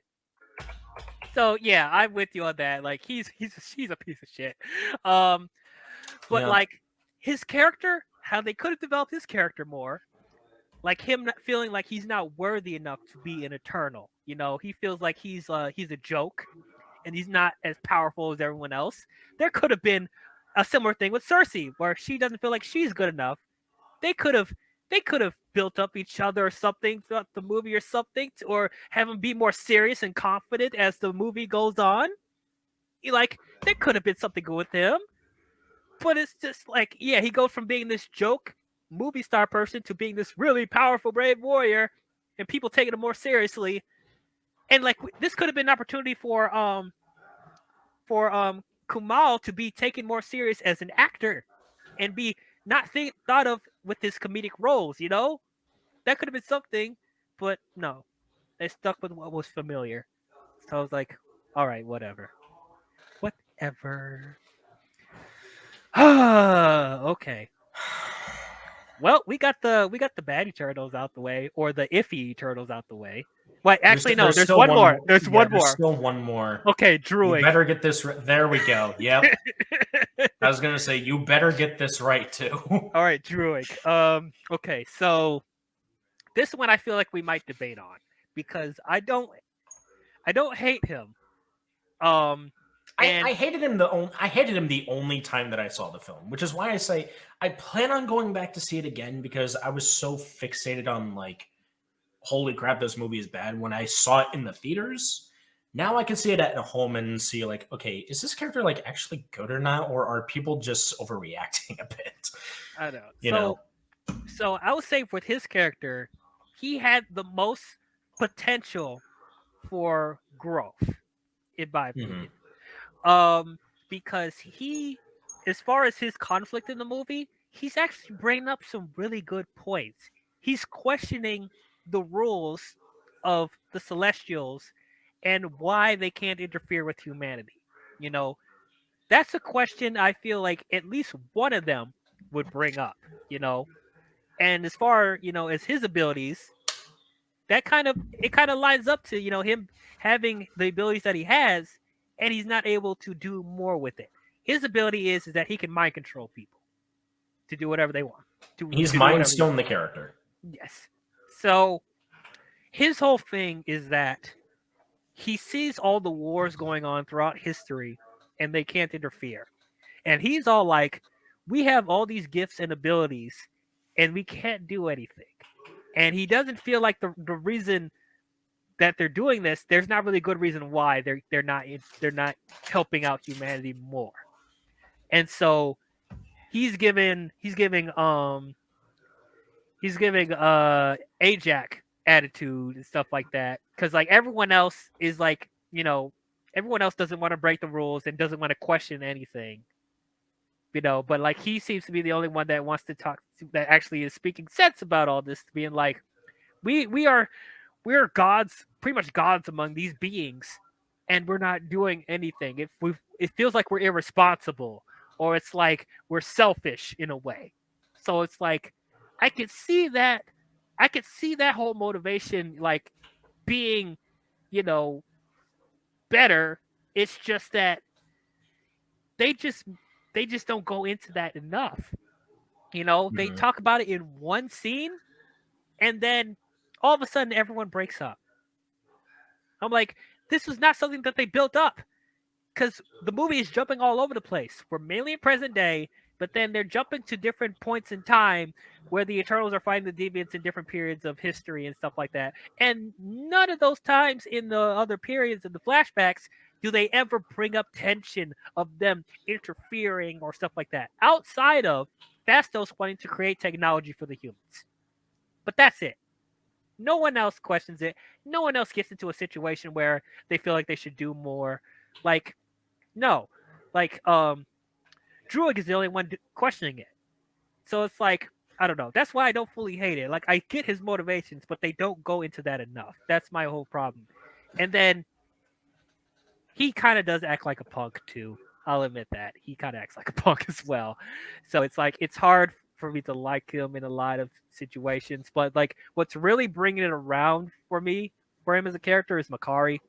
I love the relationship between, well, I wouldn't say love is the word, but I thought the relationship between Druig and Makari made it enough worthwhile to where he's not completely a douche. You know, he has Mhm. a soul, but it just is not coming out enough. Yeah. But yeah, Yeah, that's fair. but yeah, man, it's I honestly don't have much to say about this character because you're really just hitting all the points for me. As if I do understand, like, you know, there is something like he sees the flaw within the Eternals and like why they're giving these powers, but they can't really do anything about it. I can understand that. Like he's trying to like be our like audience related character, mhm. but they just make him so. The problem is they make him so unlikable as a character that we can't really like. We don't want to relate to someone who's unlikable. Mhm. Yeah, I You definitely know, get that. that's where my issue lies. Is that like, you know, he's a brat throughout the entire film, yet he has all these reasons for us to try and like him or to try and like reason with him Yeah, when we're not really on his side in the first place because he's not a likable character. right. You know. And it's like, I wish there were more scenes with Makari so they could soften him up a bit, and then Mm-hmm. maybe she could try and, you know, give some reason to Druig, so you know he could understand more of, you know, why they do what they do, and he wouldn't, you know, he could see both sides, but we don't see that enough. Makari Um, honestly would have been with Druig this entire time on his like in his village. Honestly, yes. Why were they split apart? Yeah, why were they split apart in the first place? She could literally run across the entire Earth in a second. Right. You know, I thought, yeah, Where is she? she wasn't even doing anything. She was staying She in the was ship, just chilling. chilling. She was waiting, like in, like wasn't she waiting in like the Eternals like pyramid or whatever? Yep. Waiting to go home. Yep. Like, yeah, I'm ready to go home. Like, I've been waiting for you guys. How about Makari go to Druig and be like, "You stay with me. Like, You stay with me, Druig. Don't be in this village mind controlling people. You stay with me." Makari, use that pussy power. Come on. Come on now. oh no, But anyway, that would have made a more interesting sex scene. honestly, I would like to see that. I'm just saying. But yeah, so that's what I would. That's pretty much how I would fix it, because you know the blueprint is there to make him a better character. But like the one piece that's missing is Makari. I feel, because Yeah. she would soften him up as a character and make him more relatable, and the romance would be a lot better. But speaking of that, let's go to the good Eternals now, the best Eternals. Please. Let's go to Makari, since we're already talking about her. Thank God. Yes, she There is a little bit of hope in this movie. a little bit of hope. I think she's the best. Do you think she's the best? Or she's my favorite. I wouldn't say she's like the best Eternal, but she is my favorite. Yeah, she might be my favorite Eternal, but the best Eternal, I think, is either Thena or Gilgamesh. Yeah, I agree. But like Makari is like still like my favorite of like Makari is like it's for me like in terms of favorites, Makari, Thena, Gilgamesh. But like in terms of like which ones are the best Eternals, Mhm. It's the other order. It's Gilgamesh, Thena, and then Makari for me. And then Fastos is 4. Actually, yeah, I agree with that. Because Fastos is like the borderline of like, okay, but like he was almost like steering towards like the eh. Like he was almost steering towards the bad side, but then he ended up like having some redeeming quality, like enough redeeming qualities about him where it's just like, okay, yeah, you're fine. Right, You're fine. yeah. But yeah, Makari, she was such a surprise in this movie. And it's great that there's more representation for deaf people. Um, Mm-hmm. I saw recently on the Oscars, a deaf movie won Best Film. I was very happy for that as well. I forget.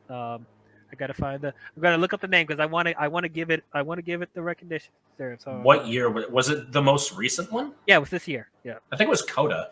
Coda, yes, thank you. Coda won best film, and I'm happy for that movie. Mm-hmm. So I'm gonna go see it. I haven't seen it yet. I'm gonna find a way to watch it. I But yeah, believe it's on HBO. HBO Max.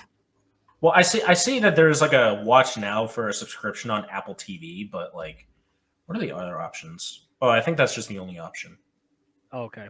Oh, that sucks. Oh well. At least there's a way to watch it. Mm-hmm. Maybe it's on YouTube. Or actually, wait. What? When was this released? Actually, yeah, it might be on YouTube. It might be on YouTube. I think it was released like last It year, was last. It was last August. last August. Yeah. But yeah. So the actress playing Makari, Lauren Redloff, is actually deaf in real life. So, Mhm. glad they got her in this. And dude, she was one of the most likable characters in the movie. A character that says nothing is more likable than more than half of the Eternals. Like, what is this? What is going on, man? You are doing something wrong. Granted, the deaf character is good. Yes. Not to say that they're bad, they are definitely good. Yeah, But not to they are say like still better than more than half the Eternals. right, it's like we just don't see this nowadays, just like someone with that type of disability like upstaging most of the people like that they actually speak. Yep. But yeah, just like there's not too much to say about her because she's not in it. She's in it, but it's like she doesn't get as much development as everyone else. Yeah, she doesn't really get any sort of development outside of like, she has a thing for Druid, Yeah. which we see throughout the movie, but like when we first like when we're reintroduced to her towards the end of the film, she doesn't really get all that much outside of like being like more helpful than almost any other Eternal in the final battle. Hmm. Yeah. So Like the only thing I can get from her is that like I guess she is one of the hearts of the team. I think her and Gilgamesh are like the glue that keeps everyone together. But mhm.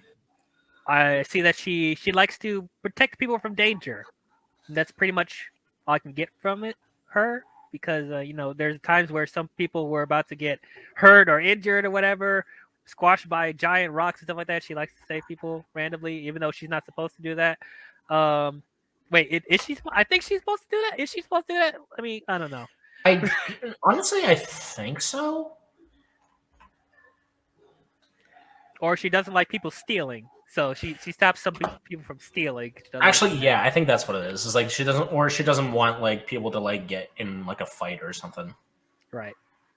So, man, even though she's our favorite, there's not too much to say about her because she doesn't do Because she that doesn't much. really do much. Man. But like she's like so like what am I trying to say here? She has the heart and soul of the Eternals. Like she's Yeah. the heart and soul of everyone.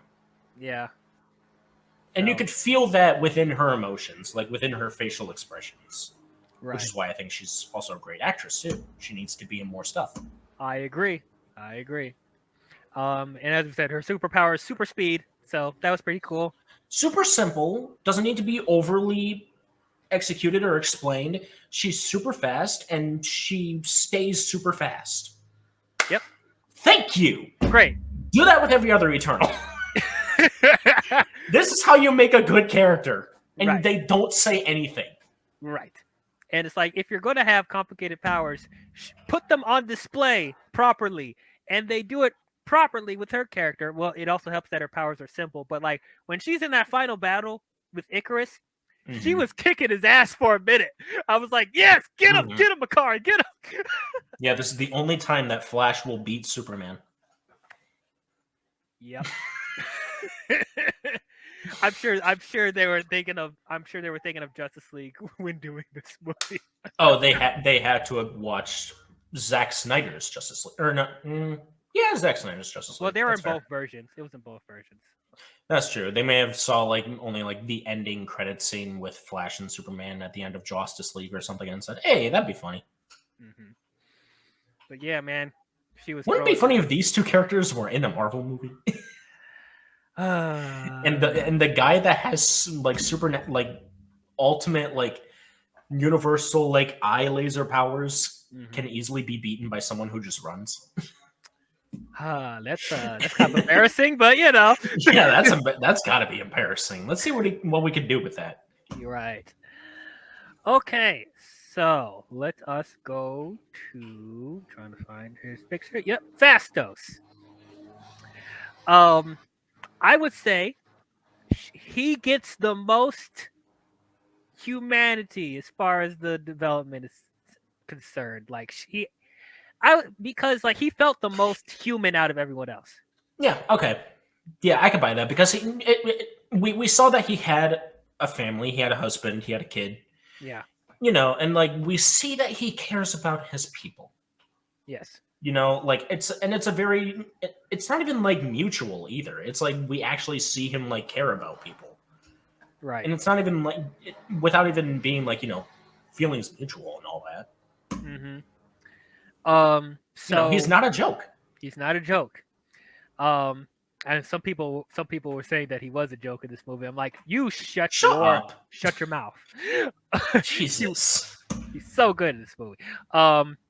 And also the actor. Let me pull the actor's name. Brian Tyree Henry. I like Brian Tyree Henry. He was in Godzilla vs. Kong, and I liked him in that as well. Didn't expect him to be in this movie either. But yeah, as I said, he felt the most human out of all the Eternals. It was nice seeing him have a family, as we said, and it's like as far as his role with the evolution of humanity, you feel like he got the most emotional out of it because like the abilities that he can do. First of all, he's a technopath, I guess. He can create technology out of his mind or whatever and create different things and stuff like that, which I thought was really cool. But like he wants to use his powers to help progress humanity. But once again, he's instructed not to interfere at all.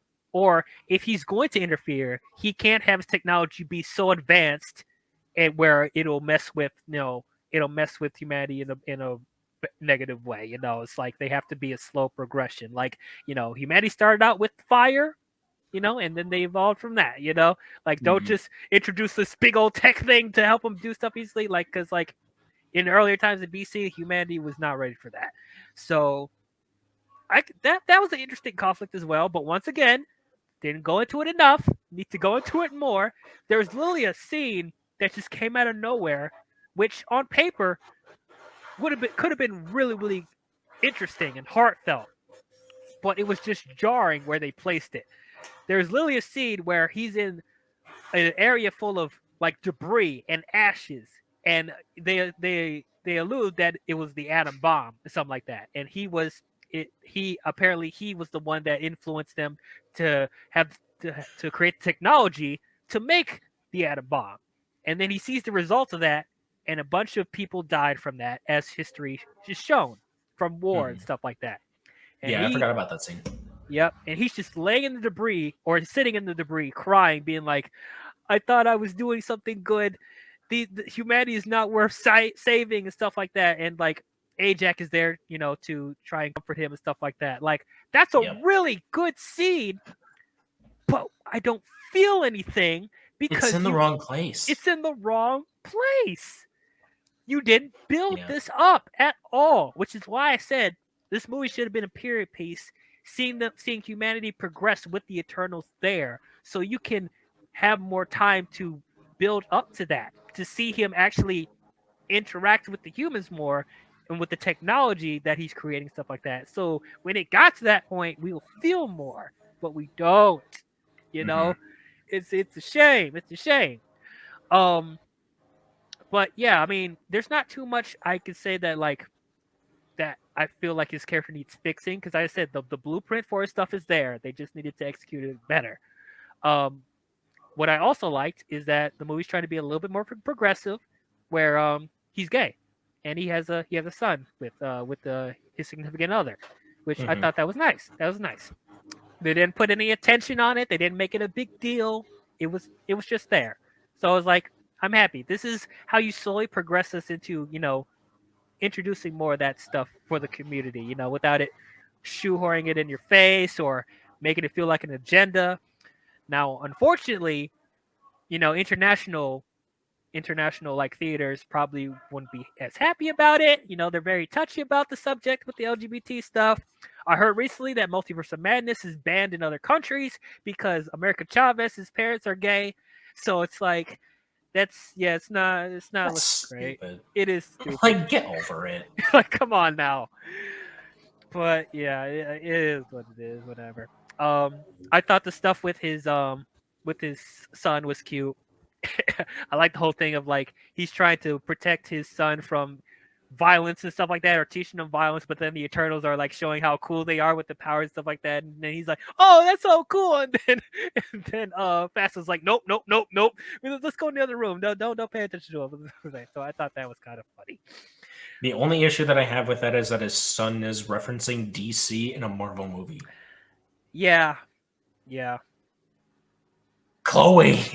That's been happening a lot. That's not just with this movie. That's been happening in other films and shows too. I They keep know, but referencing that doesn't DC. mean that you keep going with it. Oh no, Chloe. that's exactly what that means. They're like, "Oh, you did these other movies and shows? Okay, I'll do it myself because I like DC." Which I'm like, okay, whatever. So good luck getting that crossover with DC if that ever's gonna happen. I don't think it's ever gonna happen, but It's not. at least not It's in our not. lifetime. Not in our No, lifetime. it's never. No, it will never happen.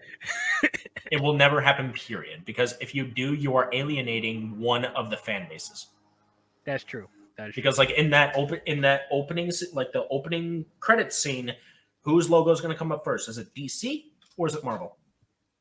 I said DC first. Like, is that a bad thing? Actually, Like I didn't think Like- of that. They probably have a fight with that too. Like, our logo's going up first. No, our logo's coming up first. I was gonna say, and also like, whose character is going to be the main hero? Is it going to be Batman, or are they going to bring back Robert Downey Jr.'s Iron Man, or are they going to do like any of the other newer stuff? Are they going to do Doctor Strange, or are they going to do whoever is the Doctor Strange in DC? I don't even know. I'm not that knowledgeable. I'm sorry. Dr. Fate.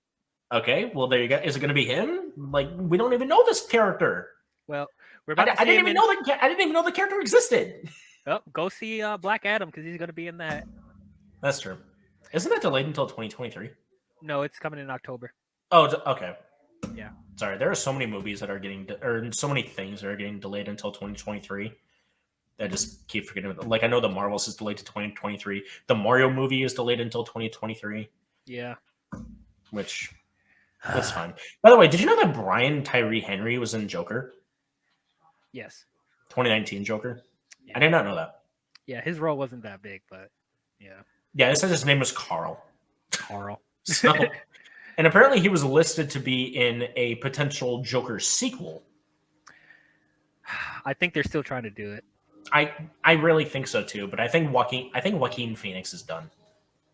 Great. If he's done, then no Joker 2. Thank God. Well, we'll see. I don't think they will ever do reference Marvel in the DC movie. I don't think they've done that yet. They're pansies. They don't do that. They're too serious to talk about Marvel. Too serious. Well, until Aquaman, Shazam, and the Suicide Squad came in, and it was like, actually, we're a little sillier. Mm-hmm. but anyway, so yeah, that I thought was really good. Okay, Final two Eternals. We finally got to the final two Eternals. Gilgamesh. Real, Whoa! yeah, it's Gilgamesh. I really like Gilgamesh. He was Um, awesome. so good.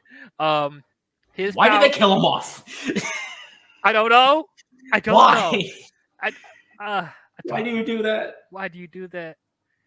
Look, and I knew an Eternal was gonna die. I knew that was gonna happen. It Like, was bound to, at least two Eternals were dying in that movie, which was right, also jarring to figure out. right. But it's like Gilgamesh. Like he was Of the, all characters, one of the best Eternals there, and it's like, no. Jeez. I mean, yeah, he was. I literally scoffed in the movie theater, like, damn it, Yeah. this So can't be happening. yeah. So his powers are he has super strength and super punches and stuff like that. So that was once again his powers are simple, but it was effective. It was really cool what he did. And once again he was another one of the hearts of the movie that Yes, helped the glue the Eternals together. And he was funny, he was charming, he was he was caring. I like the relationship between him and Thena. We'll get to Thena in a minute, but it's like that. You know, I really liked. He felt stoic, but he had emotion and he was caring at the same time. That's how you do it, Icarus. You can be literally stoic, but you can be likable. Put Gilgamesh in the same scene as Wong. Oh, that would be fun. You're gonna get something good. That would have been a fun exchange. That would have been a really good exchange. Robbed But you us killed of him that. off. Robbed us. Gosh darn it. And no, we're not. Except no, you didn't, because multiverse is a thing. Oh, that's true. So they could technically bring. They could, and you know what else? They could potentially bring Icarus back because they, for some reason, they killed him off. Like he killed himself for no reason. Well, okay. So what they were trying to do was being like, I went against my orders of the Celestials, so I don't feel like I can live anymore. So I'm gonna kill myself. And then they were doing, yeah, Cry me a river. like I betrayed the Celestials. I for love. I can't live anymore. I can't sacrifice everything for love. After you had an entire 1,000 years of falling in love with someone. And then they want to do the to whole shoot myself. And then it was really on the nose how he killed himself because Icarus is like from the Greek mythology, like he flew too close to the sun. So what does he do? He literally flies into the sun. Into it. He flies into the Into it. Like the dumbass that he is. That was okay. Come on, guys. Okay. Gilgamesh. Great character. Yeah, great Gilgamesh. character. Really good character. Really liked character. it. I like the scene where they go to his lair, his house, whatever, and he's making a bunch of food and stuff like that. So that was nice. And they all had dinner together, and he was cooking and made pie and stuff like that. And he made that drink that he used from his own spit. Ill. That is a little weird, but I mean, no. But yeah, really, really likable. There's not really much I could change about his character except give him more to do. Don't kill him off. How about that? I was going to say, don't kill off good characters. Yeah, that's literally all I could do. There's nothing really development-wise I would change really because he was very likable. He was very charming. He was very badass. He did everything right for me. So, maybe give him a little bit. Honestly, maybe give him a little bit more of a reason to be there solely for Thena. Oh yeah, develop more the relationship. Yeah, develop more of that relationship because, like, I felt that they cared for each other and, like, you know, he's there to be her bodyguard and whatnot, to like help her from her demons or whatnot, like internal demons or whatever it is. But like, I feel like I need more than that. Yeah, I agree. I feel like I need more of that camaraderie between those characters, which again is the problem. The camaraderie does not exist. It does not exist. We got to put everything on hold for this. We gotta stop the deviants and we gotta stop the celestial from coming out of the earth. Okay, whatever. Stupid. Okay. Last but not least, we have Thena, played by Angelina Jolie. In the flesh. Yes. as I said, it was a shock to me that they were able to get Angelina Jolie in a Marvel film. I am not surprised at all. Not at all. I'm just saying. Marvel has enough money to put in whoever they want at this point, and putting in Angelina Jolie from Kung Fu Panda, Mr. and Mrs. Smith, like, You're right. come on. If she could do Kung Fu Panda and Maleficent, she could do. Next in line is Jack Black in a Marvel comedy film. Well, let's see it has how to be a specific Marvel character. Well, let's see how he does his Bowser first, and then I will make judgment. I think he can pull off a pretty decent Bowser. I think he'll be pretty funny. I'm more excited about that than the Keegan-Michael Key's Toad. I'm like, what the hell? That's the one that's throwing me off a little bit. Like, no, that's an Illumination thing. That's Illumination crap. That's Illumination shit. Don't do that. That is literally like the executives of Nintendo, the Mario movies, went to Illumination and said, "All right, you have the right to select one person to play as one of our characters. Who are you choosing? Keegan-Michael Key is Toad.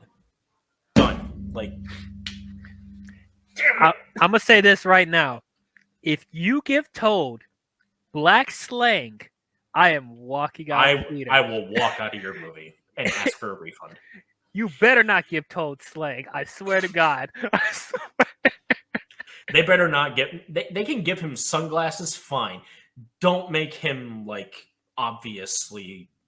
Slang. Yo, what up, dude? Hey, that's whack, man. No, don't do that. Hell no. Don't do that. No. And then Seth Rogen as Donkey Kong. I love that. You love it. I love it. I see his laugh on Donkey Kong. I'm like, okay, this is good. This is good. You know what? I guess I could kind of see it. This is good. If you make a mushroom joke, though, that's another way I'm gonna walk out the theater. You better not make a mushroom joke. I swear to God, it's supposed to be a kids' movie. Yeah. But anyway, Theta, she was badass too. I really liked her. Really good. Yeah, and once again, taking a lot of inspiration from Greek mythology because of Athena, the goddess of war. I think that's. Hopefully, let us check to make sure I've said it right. Athena, the god of what is Athena, the god of? Athena, the goddess of war. Yes, the goddess of war. Yes, so I got that right. So, yeah, a lot of inspiration from that. Her powers are she can manifest these weapons, these like cosmic like weapons, like swords and shields and axes and stuff like that. So that's pretty cool. Simple but effective. And I thought it was interesting, the whole thing with her memories are corrupting her into attacking people. So okay, though my issue with that is this is a ongoing thing with all these Eternals. We need more development with that. I know they want to keep it a mystery, to keep the mysticism of Thena's character there, like not know everything about her past, but like I feel like we just need a little bit more, and we needed like some sort of okay. So here's the thing. So like this is why the whole thing of the Celestials creating them and them not actually coming from an actual planet or their own civilization doesn't make any sense, because she has memories from her past that makes it seem like she's from her own planet and civilization, but it technically doesn't exist. So where's she getting these memories from? Assumptions? Assumptions of what? Visions? Visions of what? That's what I'm saying. We need to see some of that so we can get some context of why she feels she does the things she does, which is why there should have been more. We should have just had the Eternals come from Olympia, like they actually are from the comics, and we actually see the Eternals,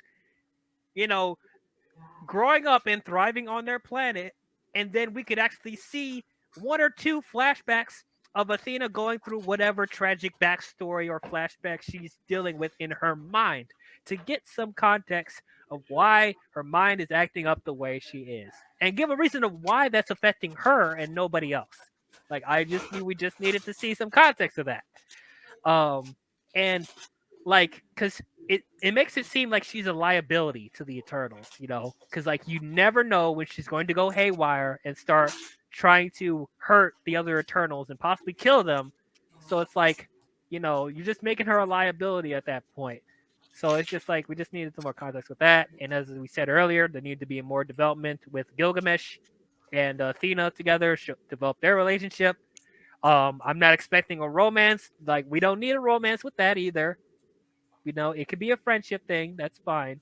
But if they did do a romance, if they did it correctly, I'll be okay with it. There'll be a lot of romances in there. I was gonna say, like, I don't think that they were really doing a romance, but like if that's what they were trying to do in this film, I guess it worked. Maybe more often than it didn't. more often than didn't, but better than Cersei and Icarus. But yeah, because like if you got it better than Cersei and Icarus, you're doing something right. Right.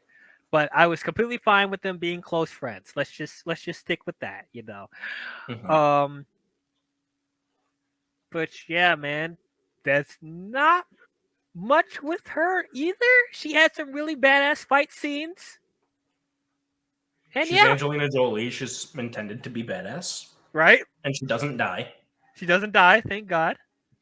I was expecting that too, because with these bigger actors or actresses, like you could only get them for one movie, and it's like they kill them off or something. But I'm glad they didn't do that. They're saving her for more. Yeah. So I'm glad. Okay. So we went through all the Eternals finally. 2 hours in. Yeah. There's so many characters in this movie. There's too many characters. Too many characters. So that leaves us enough time to talk about the climax now. It's trash. Well, okay, I would say it's okay. The directing and the sequence itself is not trash. It was exciting to watch the Eternals fight Icarus. It was a really cool scene. But the plan of them stopping the Celestial from emerging from the Earth is utter nonsense. Utter nonsense. Yeah. So one thing before we get into it, more things we got a question from the Celestials. It seems like Icarus is the right person to become the leader of the Eternals as far as Arishem is concerned, because Icarus seems to be the only one that is trying to make sure that the Celestial emerges from the Earth, right? And everyone else is questioning it. So he should be the leader, correct?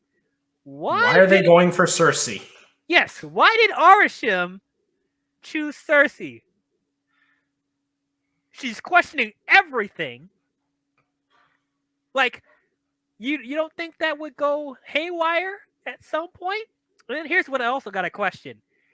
Is Celestial watching over the Earth constantly, or is he picking and choosing when to watch? Because it seems like there's certain instances where the Eternals are doing stuff that they're not supposed to, and Arishem doesn't instantly act on it. But as soon as other things happen, then he wants to come in and be like, okay. Then he wants to talk to them. Like, when is Arishem watching the Earth? Like, can we just get an understanding of that? Like, maybe he noticed that like one member. He noticed that there's like one less member of the Celestials than he originally was planning on, and he's just assuming that the one on Earth just didn't come to life. So that's when he ended up coming in. I don't know. Okay. I don't know. So yeah, this whole conflict could have been avoided if you just gave the golden orb thing to Icarus. Then his reveal would be more impactful. Yes.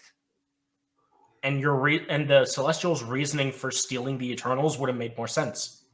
Right. Because they killed their leader. Yeah. Hello. Screenwriting 101. Hello. So the whole plan of the Eternals is that they're going to use the gold orb that Arishem puts in Cersei, and they're going to use that to make all the Eternals' powers combine, so Cersei can use her matter manipulation to stop the Celestial from emerging from the Earth by turning the Celestial into ice. Because that's how that works. You're gonna turn the Celestial into ice, and that's gonna save the Earth. Because a supernatural entity could easily be stopped by ice.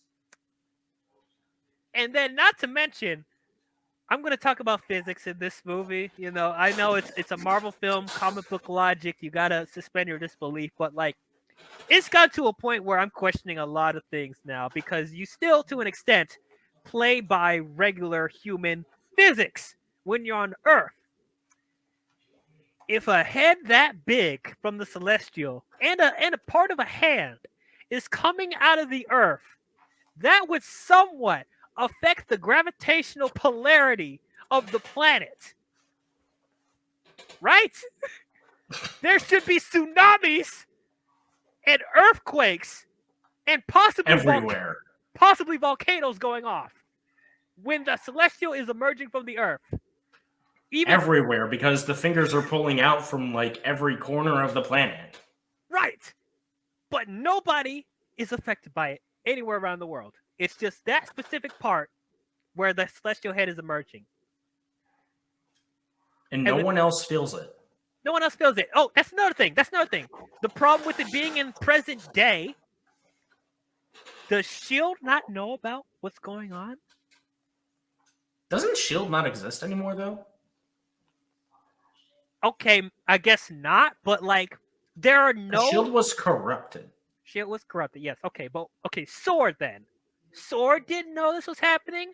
The other S.W.O.R.D. has a whole field of idiots. That's true. So, I mean, like... But Wanda didn't know what was happening. Doctor Strange didn't know what was happening. Like, no Avenger knew this was happening. Giant celestial head coming out of the Earth. Wanda, to be fair, Wanda probably wouldn't even care. Why would she? Doctor Strange would have. Wanda probably wouldn't care, though. Why would she not care? Because she only cares about herself. If the Celestial comes out of the Earth, she's dead too. I mean, she's dead too. I don't know. Why would she not care? She was sort of playing off in WandaVision as if her life sort of meant nothing without Vision, so... How could you have Vision when there's no planets? Even if it's a hologram that she was doing in WandaVision, how could you make a hologram when you have no planet? To make a civilization, to make a city in WandaVision, to make that sitcom-y stuff, there is no civilization for you to do it. If you you see what I'm talking? This doesn't make sense. This is why this shouldn't have took place in present day. Actually, I'll take it a step further. They shouldn't have done this Celestial coming out of the Earth crap yet. If they want to do this, this shouldn't have been in this movie. This should have been a thing for the sequels to set up a bigger threat. If the Celestials are going to be set up as an antagonist for future Marvel films, that could have been a great conflict for a future movie. But they put it in this film, and it doesn't make sense in the context of present-day Marvel because other events and other stuff happening around the world would have been set off by this one cataclysmic event. This should have been a period piece. This doesn't make sense. Turning a Celestial into ice should not be enough. Should not be enough. And you're trying to convince us that Eternals are powerful enough to stop a Celestial, even though the Celestials are the one that created you. So no, this doesn't make sense. It doesn't make sense. No, it can't. No, nope. And yeah, the whole thing of Icarus helping because she loves Cersei. I can't kill her. I can't kill her. That's not bought in. And then okay, so here's what I'm trying to understand. So when all the Eternals are rising up and they're forming their powers together, it made it seem like the only way for that to happen is if the Eternals are willingly giving their powers to each other, right? Because Icarus was like hesitating at first, right? It didn't instantly happen for him, but he had to. He slowly went along. And was like, okay, fine, I'll do it. But then Sprite, from what I understand, she wasn't with it because she betrayed the Eternals too and went with Icarus, right? Because she loves him. She loves him so much. But then at the end, when all the Eternals' powers are coming together, she just goes and does it with them. Like, wait, I thought she wasn't with it. What? I don't know. I thought she was against this. Why is she going up? Like, there's no hesitation. She's just like, oh, I'm there. Like, what? What? No. Plus, I don't even know if they can all do it at once because they're missing like 2 members already. They're down to 8 Eternals. Oh yeah, wait, like yeah, Gilgamesh and Kingo. Like, what are they? And Ajax. Kingo and Ajax. Like, yeah. So Gilgamesh and Ajax are dead, and then Kingo ran away. Pussy's out at the last minute. Right. Did he agree to it? Like, did the powers just take him over and went like, oh, I'm gonna do it? Like, did they? I need answers, bro. So yeah, no.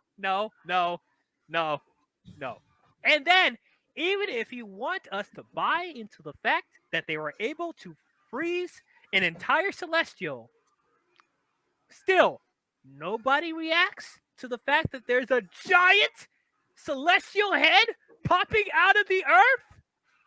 Is that going to be a with plot celestial point? fingers? With celestial fingers? Is nobody going to address this? I'm assuming they're not going to. In future movies, whatever they are, Captain America, Doctor Strange, whatever, they're not gonna. No, because Spider-Man's identity is more important than a celestial trying to consume a planet. Yeah. So, it's raising too many questions. It's too many questions. I wish I had the Riddler drop from Batman Forever. Too many questions. But like, man, this is the type of stuff where I was afraid that Marvel was gonna get stuck in, was that they're introducing too many higher beings in the Marvel universe and they're not connecting with each other and they're making stuff inconsistent. And even though I'm really excited for Multiverse of Madness, I'm worried of how the Illuminati is going to be factored in as well. Is that going to make sense? Like, I don't know. I don't know. Too many higher beings need to stop. They need to stop. There's a lot of stuff that's going to be happening in a 2 hour and 6 minute film, from what I was told. Yes, 2 hours and 6 minutes. I mean, granted, Sam Raimi knows how to tell a story in 2 hours and 6 minutes. He did it with the Spider-Man movies. So, but at the same time, I know how Marvel is, being like, we need you to put this in the movie, and we need you to cut this out as well. We're gonna micromanage you. So, I hope it's the best of both worlds. I don't know. Yeah.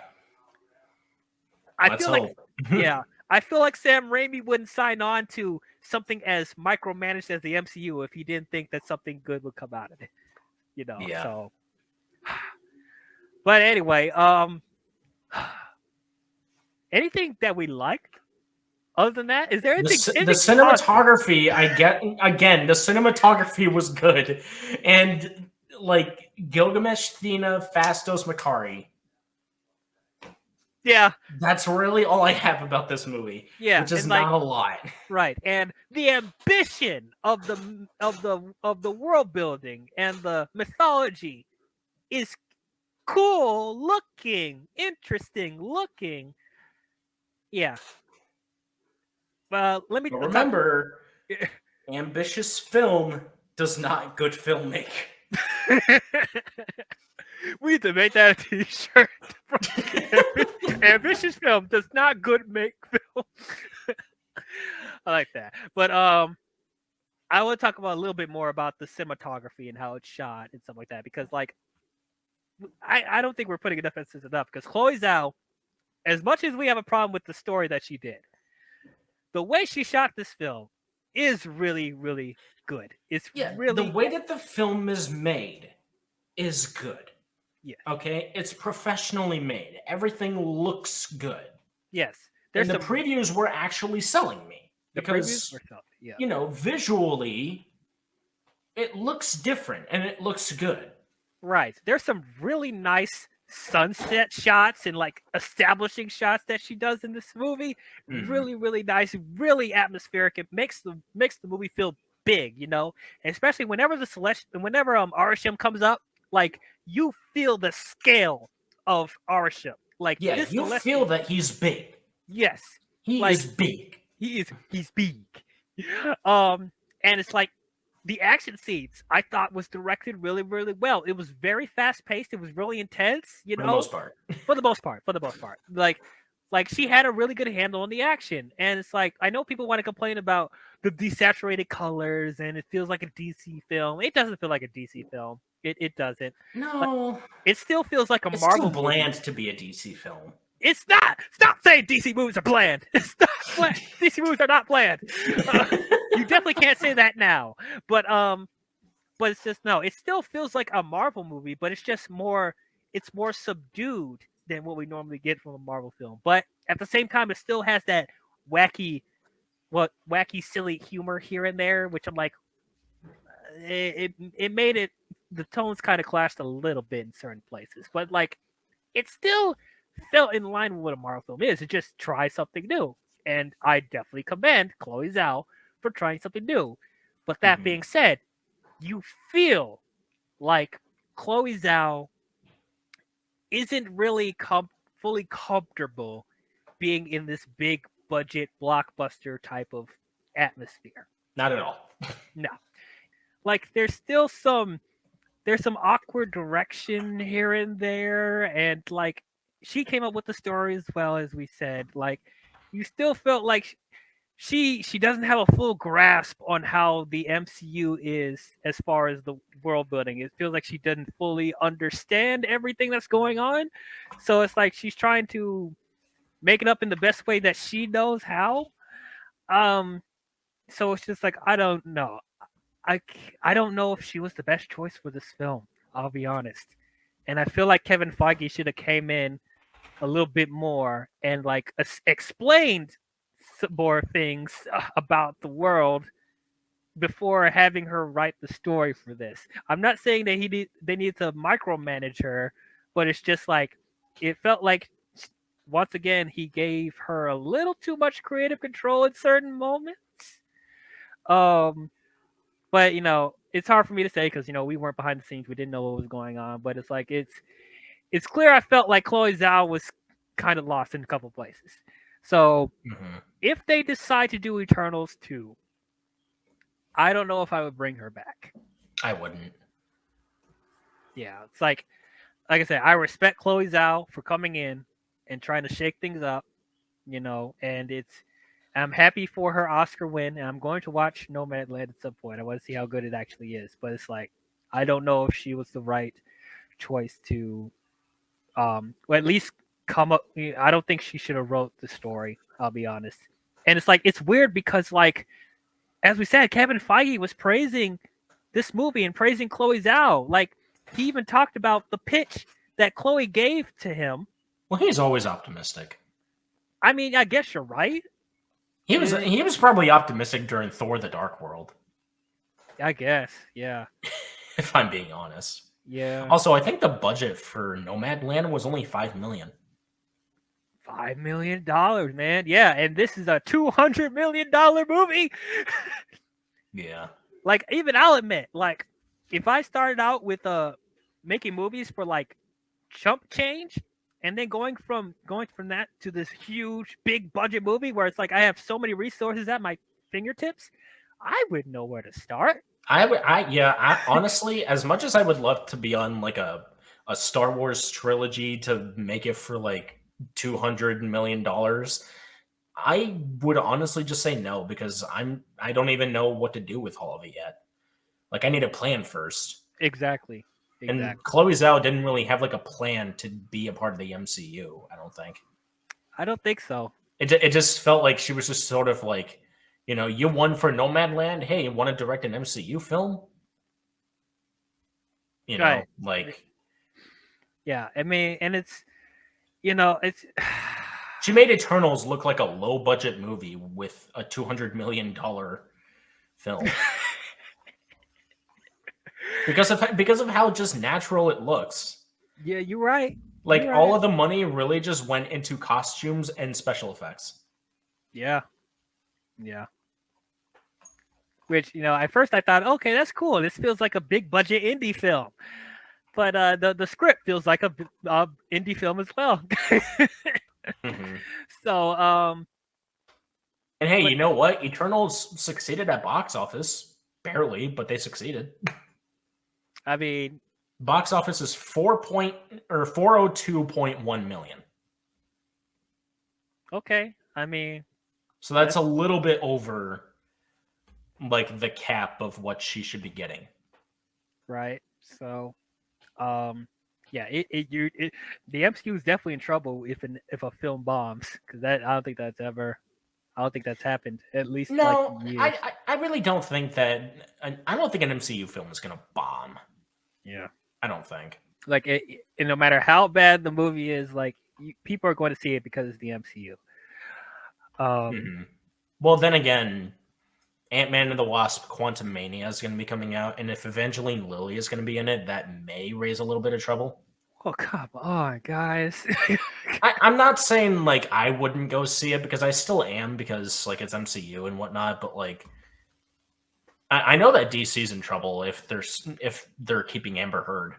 I don't care how long she's in the movie. I mean, you don't have my ticket. I mean, with that, I get why people are boycotting it, but it's like I'm also thinking about the other people making the movie. Like, I want to support James Wan. I want to support Jason Momoa. I want to support Yahya Abdul. So it's like, And in that case, like I'll watch it like at home, but I'm not going to the theaters to see Amber Heard. Like if I see Amber Heard in a movie, I'll watch the movie at home, so that when I do see Amber Heard, I'll just skip through those segments. okay. And that's it. I guess. That's fine. All right. Okay, so I think that's pretty much all with Eternals. The only thing left is the mid and end credit scene. Which both confused the hell out of me, but no. let's talk about it. So, no. The first mid credit scene is actually, before we do that, I guess we have to establish at the end of the movie, since the Eternal stopped the Celestial from coming out of the Earth, Arishem comes out of nowhere and takes like half of the Eternals with him and is like, you stop the Celestial from coming out of the Earth. You will be punished for it. I'm going to search your memories and see why you think that humanity is worth saving. And if it's not good reasons, then I'm going to come back to the Earth for judgment. And then he just disappears with the half of the Eternals. And then the movie ends like that.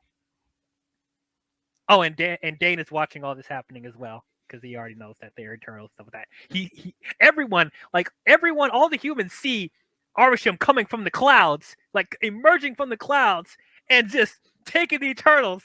I'm just like, holy shit. And there's no news report about it. As far as we see. Yeah, Eternals 2 will probably change our minds about that. Yeah. It's like, don't question what happens off screen. But yeah, so that happens. And so the mid credit scene is Thena, Makari, Druig. And I think that's it.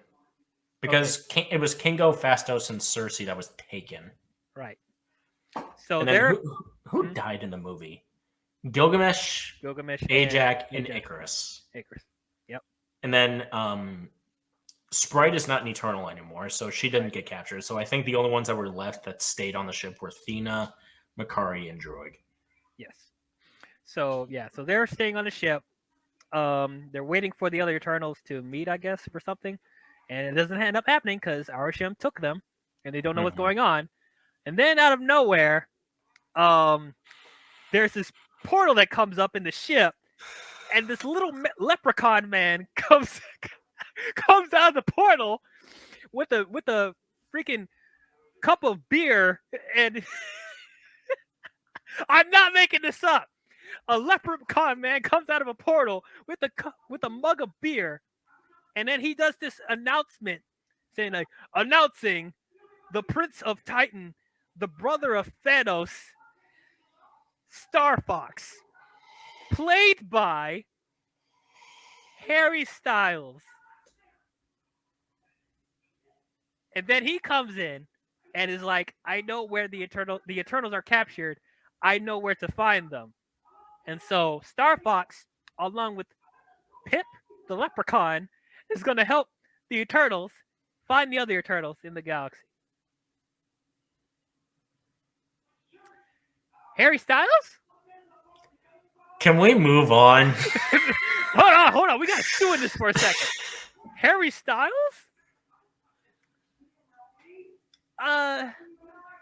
What?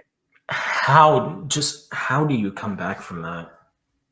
Okay, now I don't care if No Way Home was a good movie and Andrew Garfield, Tobey Maguire, whatever. How do you come back from that? That's what I was gonna say. Like No Way Home, Multiverse of Madness. I don't know. But okay, so I know from face value, this is horrible. This is a horrible casting. Harry Styles is casted as quote unquote an important character in the MCU now. He's the brother of Thanos. The brother of Thanos is Harry Styles. A boy band member is the brother of Thanos. Yes.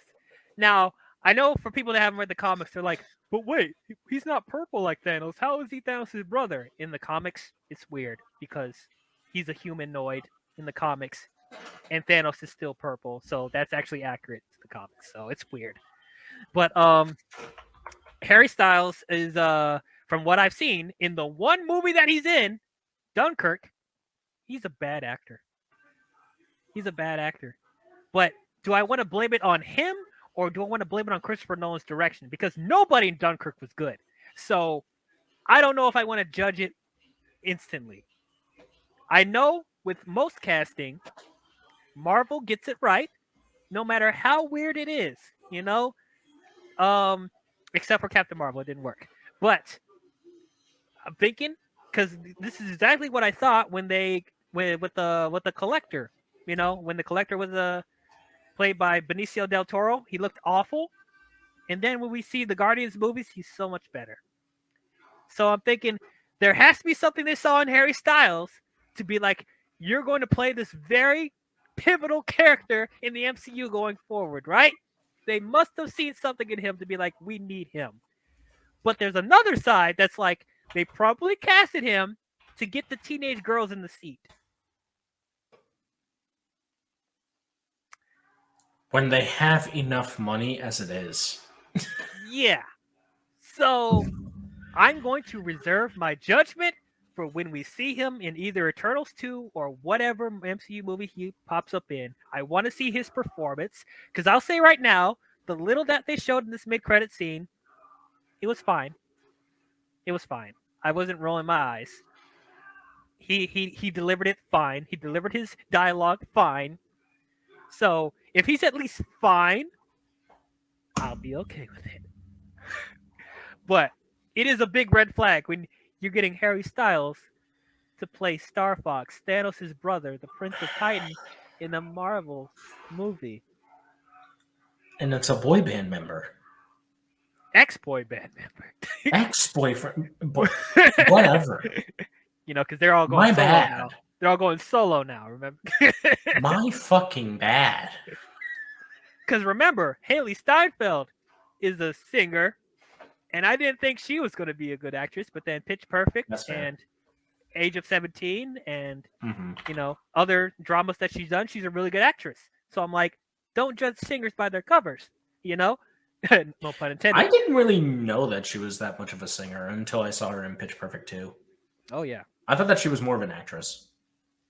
Well, yeah, I would say she's established herself more as an actress recently than a singer, even though her music is good. The end credit scene is Dane. So before Cersei and half the Eternals got captured, Dane was about to tell her a secret that his family lineage is you know is something really important with this stuff. Hmm. And but he wasn't able to tell her because she got captured. And so the end credit scene, he's back at the boarding school, I guess, or whatever, because Cersei was a teacher at the Because boarding school. apparently that was established. That was established. They had lived normal lives, remember? But but yeah, so he's looking at this chest, and he opens the chest, and there's this ancient sword, and it has a bunch of like weird possession stuff going on with the sword, and he's about to touch it, and then we hear a voice off screen be like, "Are you sure you're ready for that?" And it's Blade's voice talking to Dane about the sword that he's about to pick up. So apparently in the comics, Dane is this character called the Black Knight, and so I guess his family lineage is like a bunch of warriors as well, I guess, and we'll probably see that too, either in Eternals 2 or a future MCU movie. We'll probably see him throw down with the sword, or he could possibly show up in the Blade movie coming up with Mahershala Ali. I'm So anticipating the Blade film. yeah, so that's cool. I'm interested to see what he does, and I'm really excited to see Mahershala Ali as Blade. Hmm. Um, I'm hoping the order is going to be like Blade and then Eternals too. I have a feeling it might be that. Because like by the time we get to Eternals 2, like Dane would come back as Black Knight Yeah. or something. So yeah, that is our overall thoughts on Eternals. Overall, it's not this this movie's not good. It's not. The script is really bad. The stuff doesn't make sense. The story doesn't make any sense. The character motivations are inconsistent. Um there's not enough development for the Eternals, and there's 10 characters. They're not like a good amount of them don't get enough time, especially the ones that are the best out of the bunch get the least amount of time. And this movie's 2 hours and 36 minutes. As I said, you had so much time to develop them, and you don't, or you barely do. Um, this movie should have took place in present day because it's just going to add a lot of more questions and more inconsistencies with other stuff going on in the MCU. It should have been a period piece because the period stuff, the flashbacks, were the most interesting part of the movie. The celestial stuff was all over the place as well, even though I liked the scale and I love the mythology and just how in your face it is with all the cosmic stuff they were doing. That was interesting, but not fleshed out enough. The villain is non-existent. They tried with the deviants, didn't work. We didn't even talk about the villain in this podcast, and we Okay, don't need to. no, the deviants were nothing. And then when they try to give him something, it's still nothing. With the one deviant absorbing the energy of Gilgamesh, and he turns into a humanoid, and he has feelings and emotions, and he alludes to how the Celestials and the Eternals throughout the centuries are actually doing more harm than good. They don't do enough with that, so it just looks random. So no, the deviants did not work. Um, man, I just so much was so all over the place with this. Like I just don't understand what they were doing, but I did like most of the Eternals. There's a handful that I don't like at all, but there's a good amount that at least if they didn't get enough of development, they were still likable enough to where I would want to see more. And maybe in a sequel or another MCU crossover, they could be better. The action sequences were really cool for the most part. The cinematography was beautiful. It was very well shot. It was very well directed. Chloe Zhao at least got that right. But the story that she came up with, I don't understand how Kevin Feige looked at it or listened to her pitch and was like, you know what? That's good. That's great, man. That's going to change things. We need this. I don't think Chloe Zhao was the right person for the job, even though I appreciate her ambition for the movie. You know, so I don't hate this film, but I don't love this film. I'm in the middle on this. So overall, I will have to say that Eternals is just okay. Just okay. Yeah. Ruby. So I overall, just to end my thoughts on Eternals, I don't know, for those of you who have seen like the my MCU ranking on my YouTube channel, you guys should probably know where I have Eternals. But for those of you who don't know, even after going through all of these notes and even after saying, yeah, I'm going to watch Eternals after this podcast, I do think that it is still the worst MCU film. I think that there are way too many plot lines happening in one movie in which you could have made two individual Eternals films, to the point where it felt like the flashbacks were the missing first Eternals film, and we were basically just watching Eternals 2.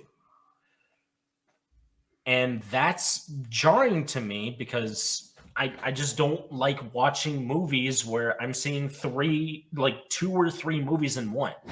Another good example of that is Fantastic Four: Rise of the Silver Surfer. Even though they've been received poorly, like over the years, like both of those films, like they still have enough entertainment to them to where they could be rewatchable. But that doesn't change the fact that they still had elements that could have been enough to make a trilogy of movies instead of just a 90 to 100-minute film, including credits. Mm-hmm.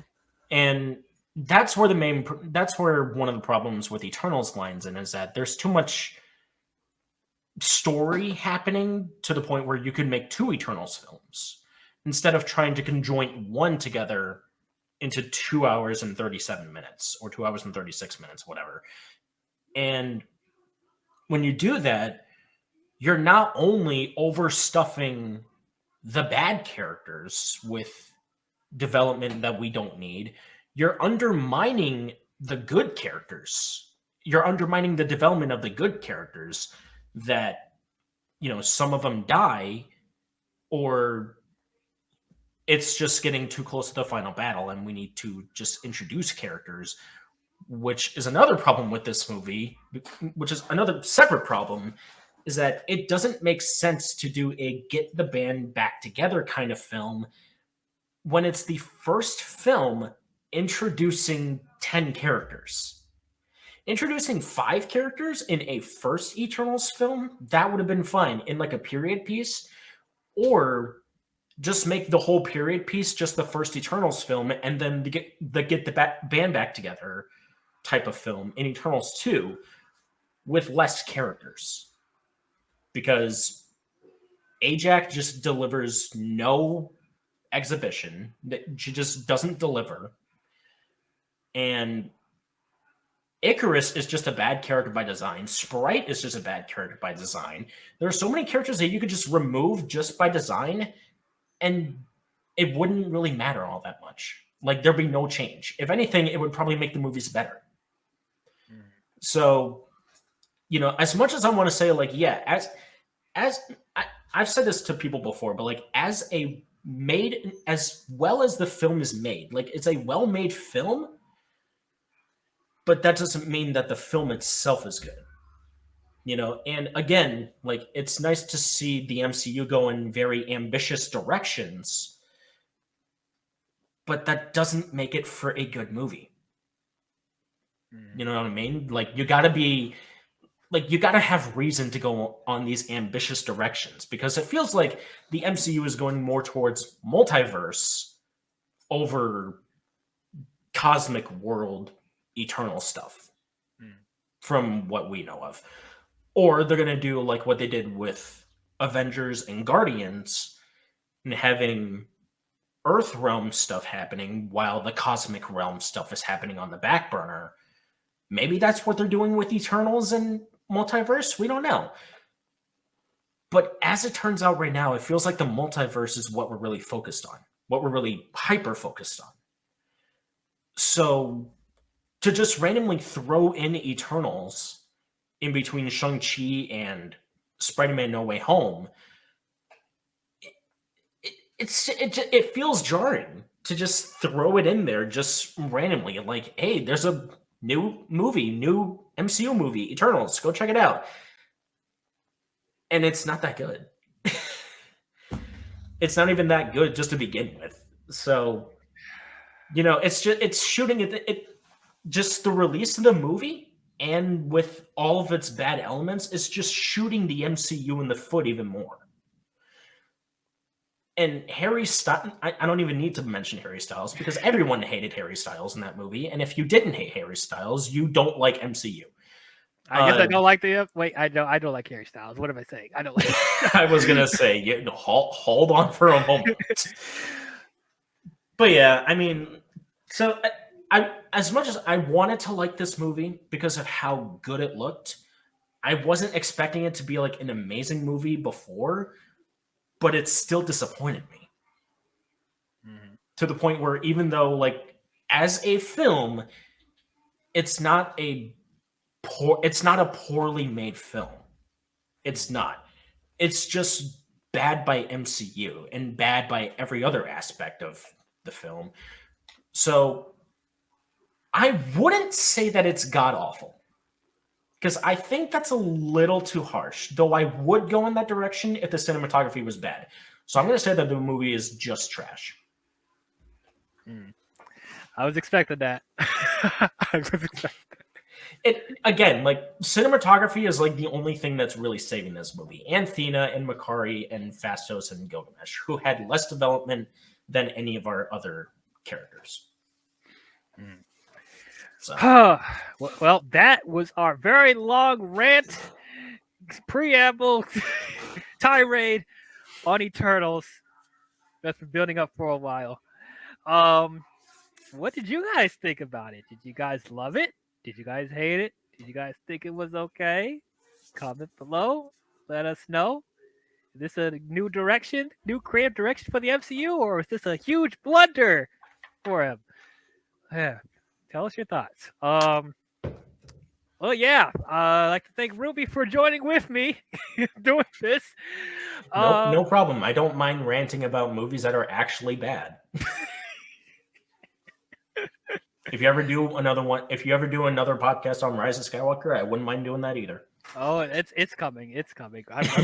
We're gonna do something for the sequel trilogy again. but yeah, if you guys enjoyed this, don't forget to leave a thumbs up and subscribe to the channel, and don't forget to hit the bell if you want to be notified of future videos I'll be doing. Don't forget to tune in to Ruby Groovy's channel. You'll get to see the visual version of this review if you guys want to check that out as well. And check out his gaming stuff with he did Kirby and Lego Star Wars walkthroughs. So check out that stuff.